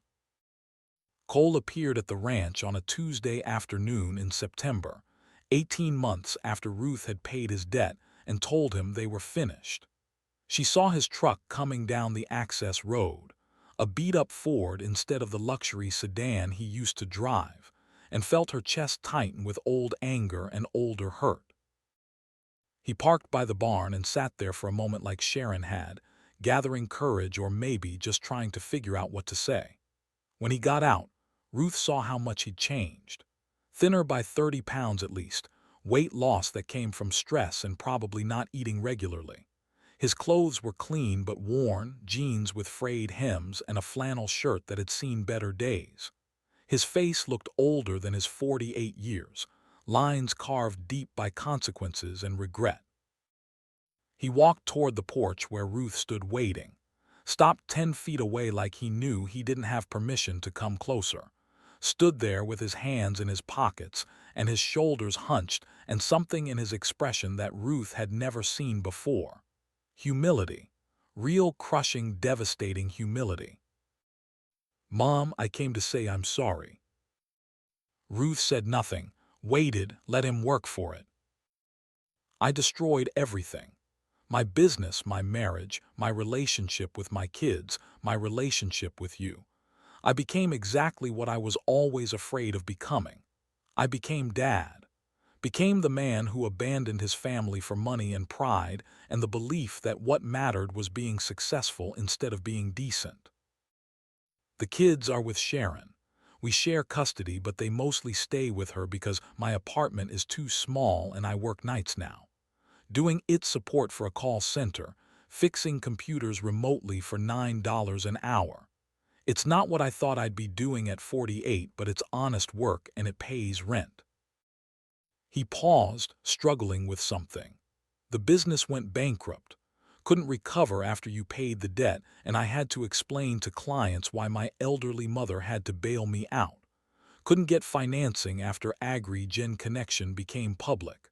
Couldn't get contracts after people realized I'd worked with them to sabotage you. Everything collapsed and I deserved it." Ruth still said nothing. Cole shifted his weight, looked at the ground.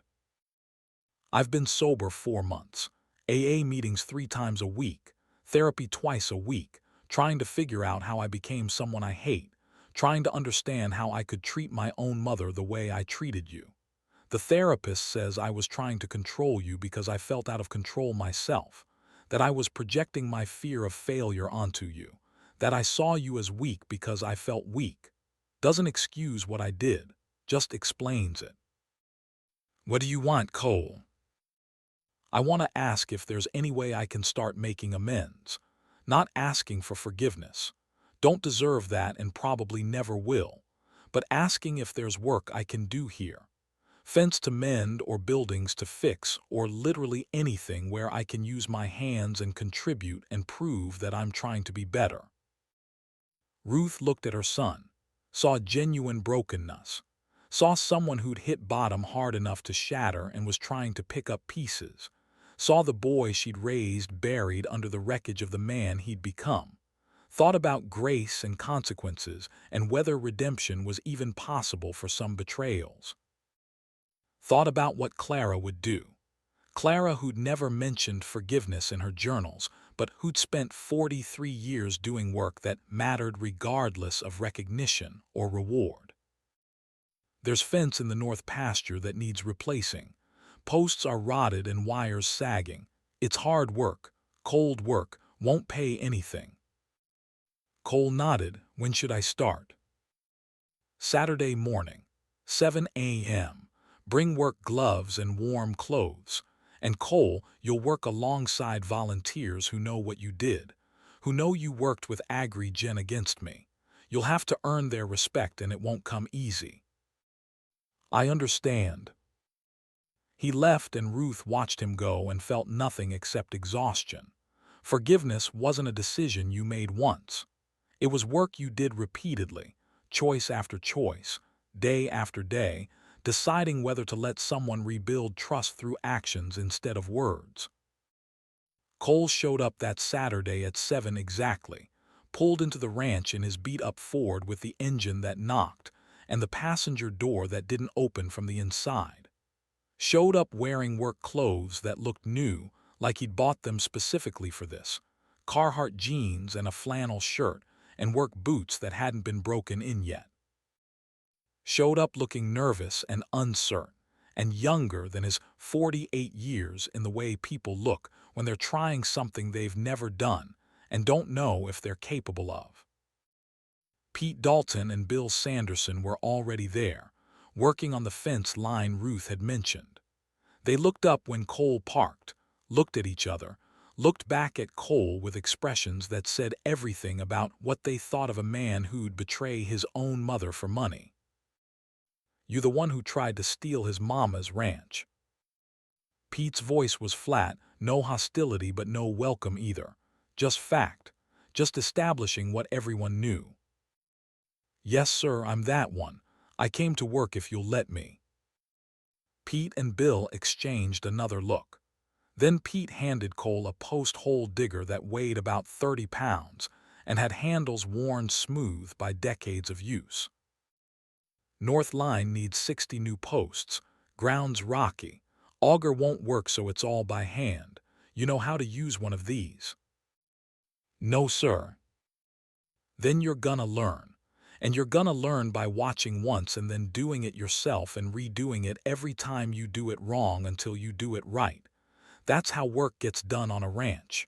No shortcuts, no excuses, no quitting because it's hard." Cole took the post-hole digger and followed them to the fence line. Watched Pete demonstrate proper technique, how to lift and drop the blades to bite into soil, how to twist to loosen rocks, how to pull out the dirt and pile it neatly for refilling later. Watched once and then tried it himself. The first hole took him 45 minutes. His hands blistered within 20 minutes. His back started aching at 30. By 45 minutes he'd gone maybe 2 feet deep when the hole needed to be 30 inches. Pete watched without comment until Cole stopped, breathing hard, hands bleeding slightly through the cheap gloves he'd bought. "That's one hole. You got 59 to go. Gonna take you all day and most of tomorrow at that pace, but that's fine. Nobody said it'd be fast, just said it'd be done right." Cole went back to work. Dug that first hole to proper depth, took another 30 minutes, started the second hole. Pete and Bill worked alongside him, moving at maybe 3 times his speed, efficient from decades of practice, not wasting motion or energy. They didn't help him, didn't offer advice beyond that first demonstration. Made him learn through doing, through failing, through the accumulated pain of work his body wasn't prepared for. By lunch Cole had finished 6 holes. His hands were destroyed despite gloves. His back felt like someone had been hitting it with a hammer. His shoulders burned. He ate the sandwich Ruth had provided, drank water that tasted better than anything he'd had in months because he'd earned it through labor. Pete sat down next to him on a hay bale, eating his own lunch, studying Cole the way you study livestock at auction, assessing value and potential. "Why you here?" "Because I owe her, more than I can ever repay, but I'm trying."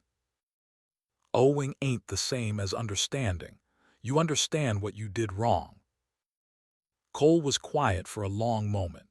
"I treated my mother like she was worthless because she was old and in my way. I prioritized money over family. I worked with the same corporations she was fighting because I thought I could profit from her losing. I became exactly what my father was when he abandoned us, a man who valued things over people." Pete nodded slowly. "That's a start. Understanding's the first step, but understanding don't mean nothing without changing. You planning to change?" "I'm trying. 4 months sober, in therapy, working a job I hate to pay rent on an apartment I hate, lost everything I thought mattered. Now I'm here trying to figure out if I can build something that actually does matter, trying to figure out if I can become someone my kids don't have to be ashamed of." Pete finished his sandwich, stood up, looked down at Cole with something that might have been the beginning of respect. "Well then, best get back to digging. Work's how you prove yourself on a ranch, not words, not intentions. Work, show up, do the job, don't quit when it hurts. Do that for 6 months and maybe we'll believe you're serious. Cole came back the next Saturday, and the one after that. Worked fence through September and into October, hands callousing, back strengthening, body adapting to labor it had never performed. The volunteers remained distant but fair, gave him the hardest jobs, the ones that required the most physical effort, made him prove he could keep up with men 20 years older who'd been doing this work their entire lives. Ruth watched from a distance, didn't make it easy for him, didn't offer encouragement or approval, let him work for redemption the same way he'd have to work for anything else worth having. Let Pete and Bill and the others decide when he'd earned their respect, because Ruth's forgiveness wasn't something she could give him. It was something he'd have to build himself through accumulated actions over time. By December, 6 months after his first Saturday, Cole was part of the regular crew. Not forgiven, not trusted with anything important but present, doing work that mattered, proving through action that he was trying to become different than he'd been.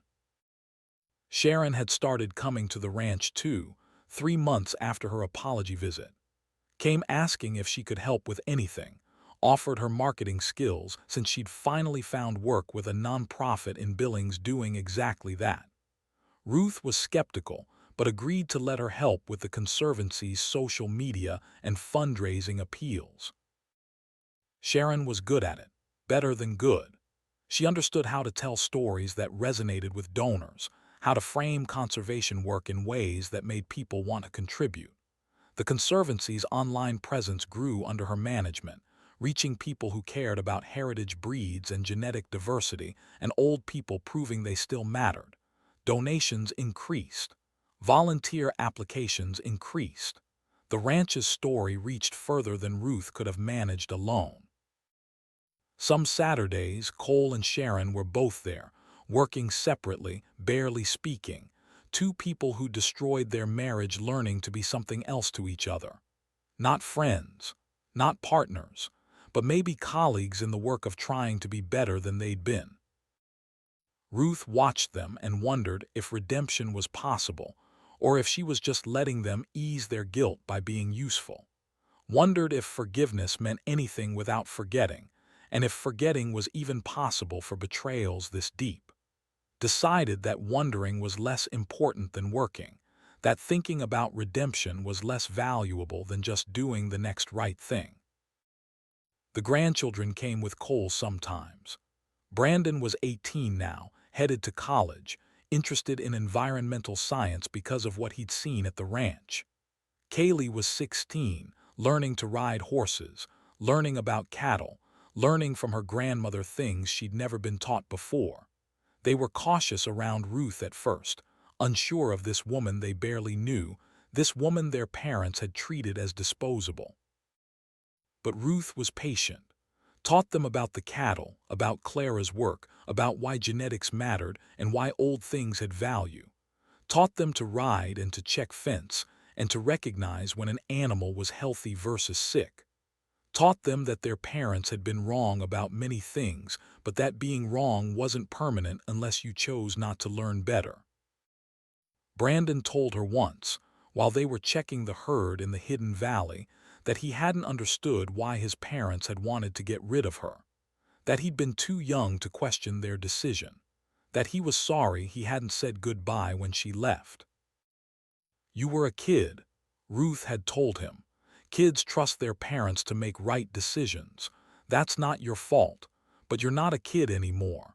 Now you get to decide what kind of person you want to be, what kind of man, and you get to decide whether family means something or whether it's just people who happen to share DNA. What do you think it means? I think it means choosing to show up, choosing to do the work even when it's hard, choosing to value people even when it's inconvenient. Your father's trying to learn that. Your mother's trying to learn that.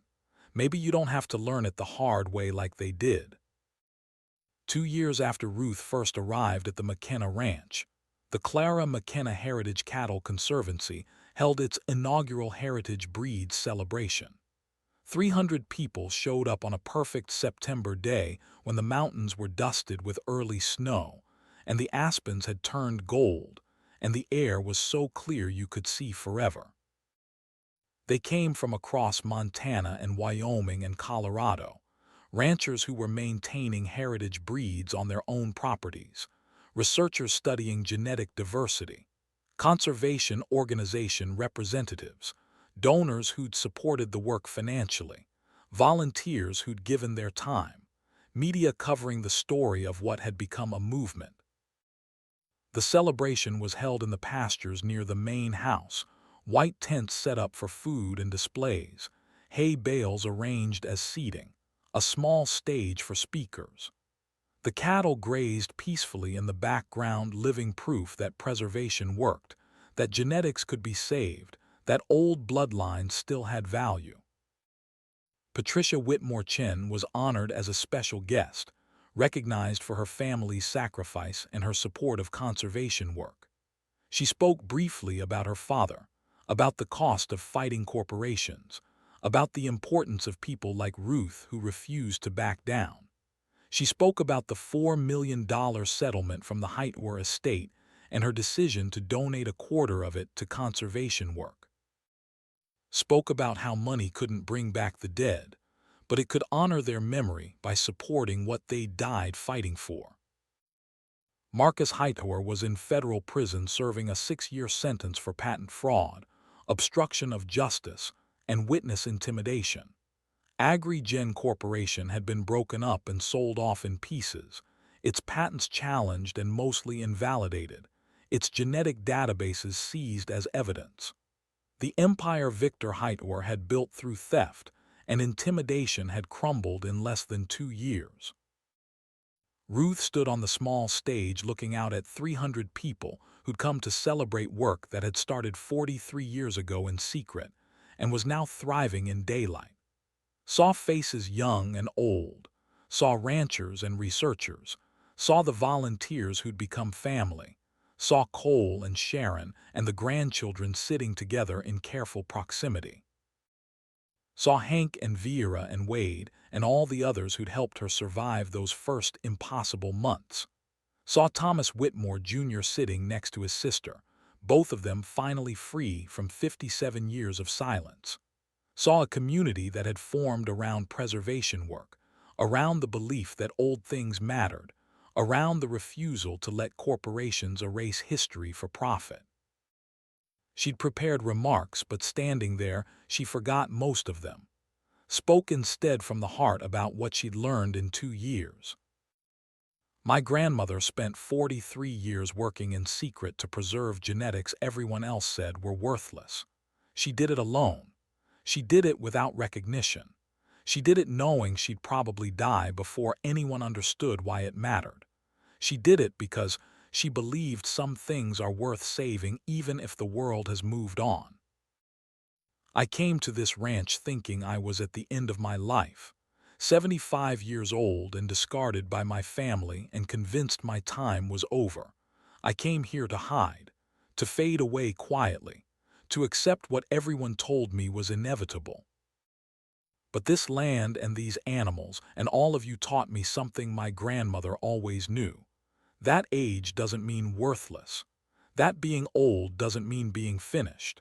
That experience and knowledge and patience are strengths, not weaknesses. That one person working with purpose can still change things that matter. We preserved genetics that agriculture wanted dead. We built a conservancy that will outlive us all. We created a network of ranchers and researchers and supporters who believe diversity matters more than efficiency. We proved that old people can still build, still create, still contribute in ways that young people can't or won't. But more than that, we proved something my grandmother believed but couldn't prove because she worked alone. We proved that when old people stop accepting society's narrative about our worthlessness, when we refuse to disappear quietly, when we fight for things that matter, we're dangerous. We're powerful.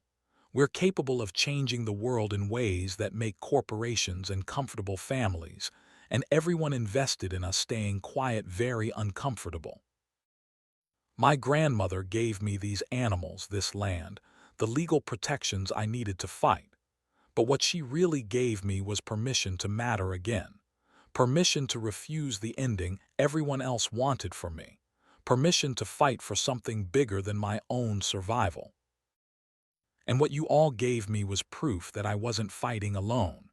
That there are thousands of us, maybe millions, old people who have been told we're obsolete, who have been discarded by families and employers and a society that worships youth. Old people who still have knowledge and skills and strength and the will to use them.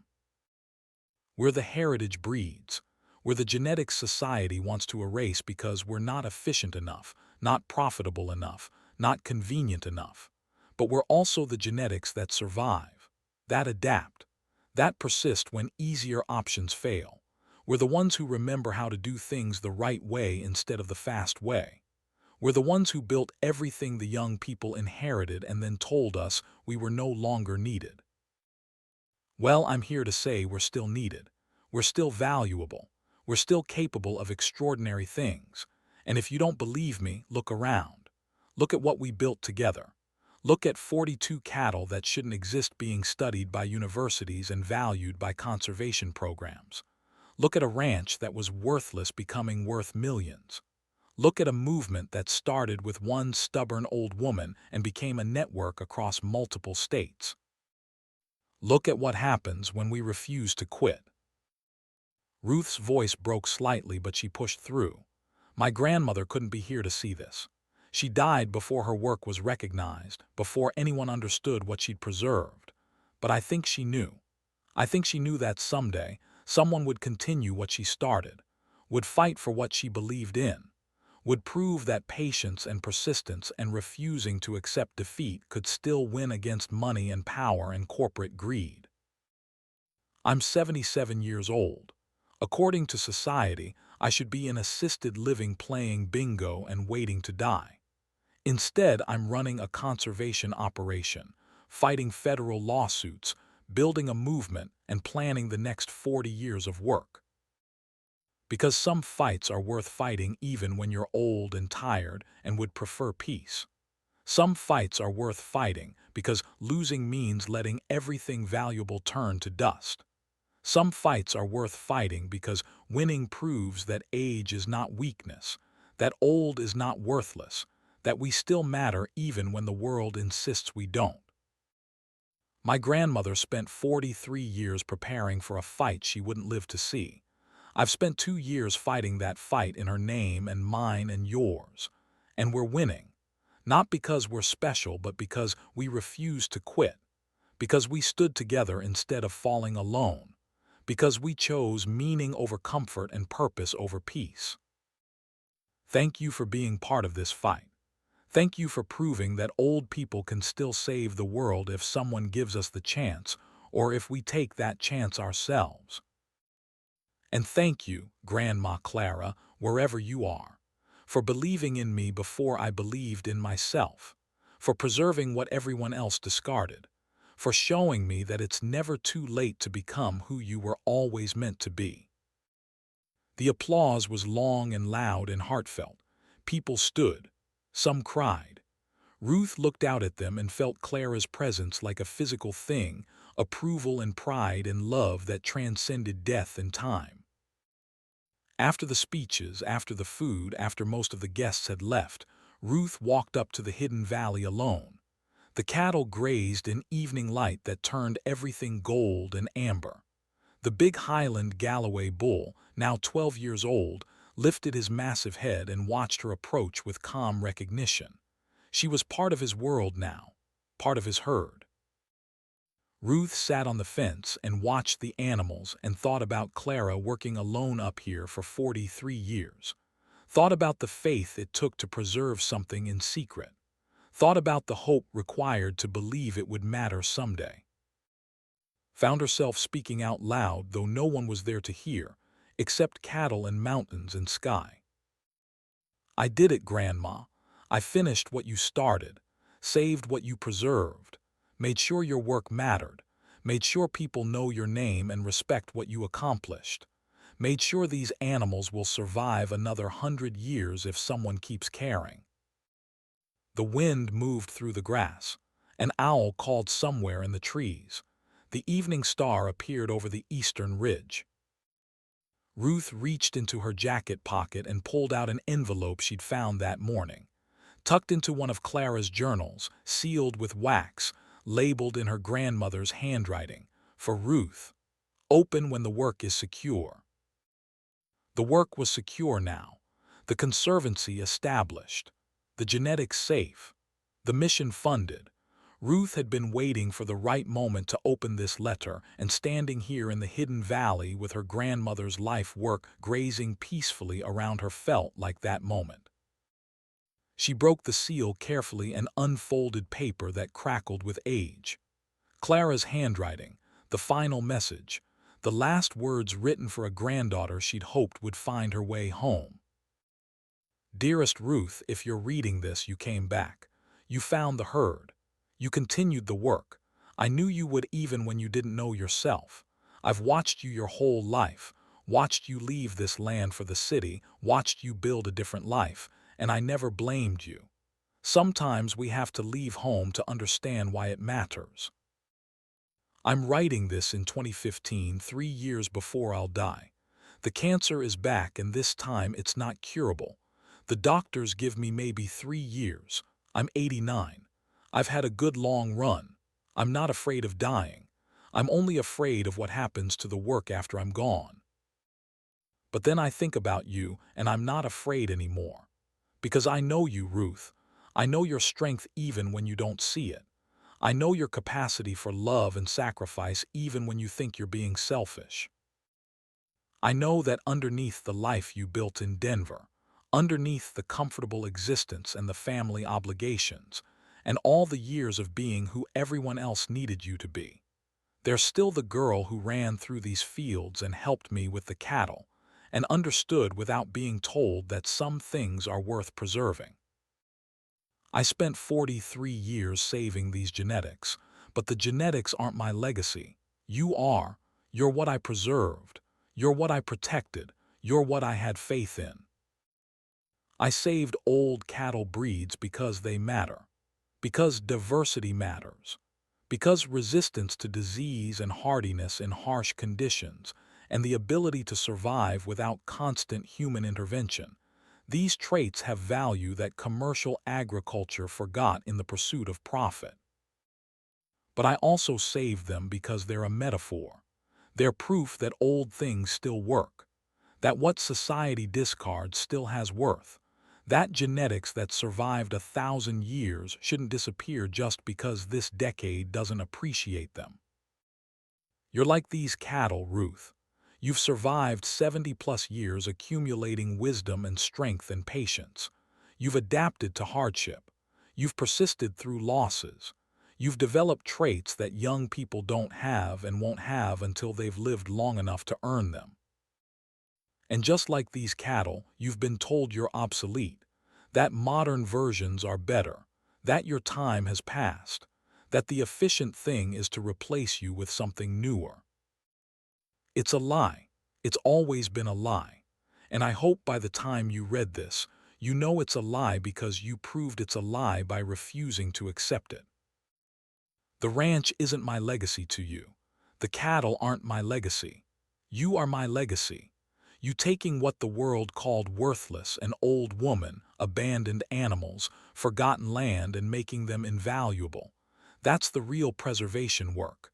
That's what I spent 43 years preparing for. Thank you for coming home. Thank you for fighting. Thank you for proving that it's never too late, that we're never too old, that the world is wrong when it tries to warehouse us and forget us and erase our value. I love you, Ruth. I've always loved you, even when you were gone, even when you chose differently than I would have chosen. I loved you and believed in you and knew that someday you'd be exactly who you needed to be. You're stronger than you know, braver than you think, more valuable than anyone who discarded you could possibly understand. Keep fighting, keep building, Keep proving them wrong. With all my love, your grandmother Clara. Ruth read the letter 3 times, tears running freely down her face in the fading light. Clara had known, had understood, had believed even when Ruth didn't believe in herself, had set everything in motion knowing she wouldn't live to see it succeed but having faith that Ruth would. She folded the letter carefully and put it back in her pocket, sat on the fence as darkness fell and stars emerged in numbers that still surprised her after 2 years. The cattle settled for the night. The valley grew quiet except for wind and water and the small sounds of animals at peace. Ruth thought about Clara and Thomas Whitmore Sr. and all the people who'd fought corporations and lost. Thought about the ones who'd won but died before seeing victory. Thought about legacy and sacrifice and faith that work mattered even when you didn't live to see it complete. Thought about being 77 and just beginning. About having work that would last decades if she chose to keep doing it. About having purpose and community and the satisfaction of building something that would outlive her. Thought about Cole and Sharon and the grandchildren learning that family was choice and work, and showing up repeatedly even when it was hard. About redemption being possible but never easy, never quick, never guaranteed. Thought about all the old people watching her story, seeing in her fight their own fight, finding courage to refuse their own erasure. Ruth McKenna had been discarded at 75. At 77, she'd built an empire. At whatever age she lived to, she'd keep building, keep fighting, keep proving that old didn't mean finished. Because Clara had believed in her, because Thomas had found courage from her courage, because hundreds of people were watching to see if refusing to quit actually worked. She climbed down from the fence and walked back to the house through darkness she no longer feared. Tomorrow she'd wake early and check the cattle and work with volunteers and continue building what Clara had started. Tonight she'd sleep in her grandmother's house, surrounded by evidence that fighting mattered, that persistence won, that one person could still change the world if they refused to accept the story everyone else told about their worthlessness. The awakening was complete, the last herd was safe, the legacy was secure. And Ruth McKenna was just getting started.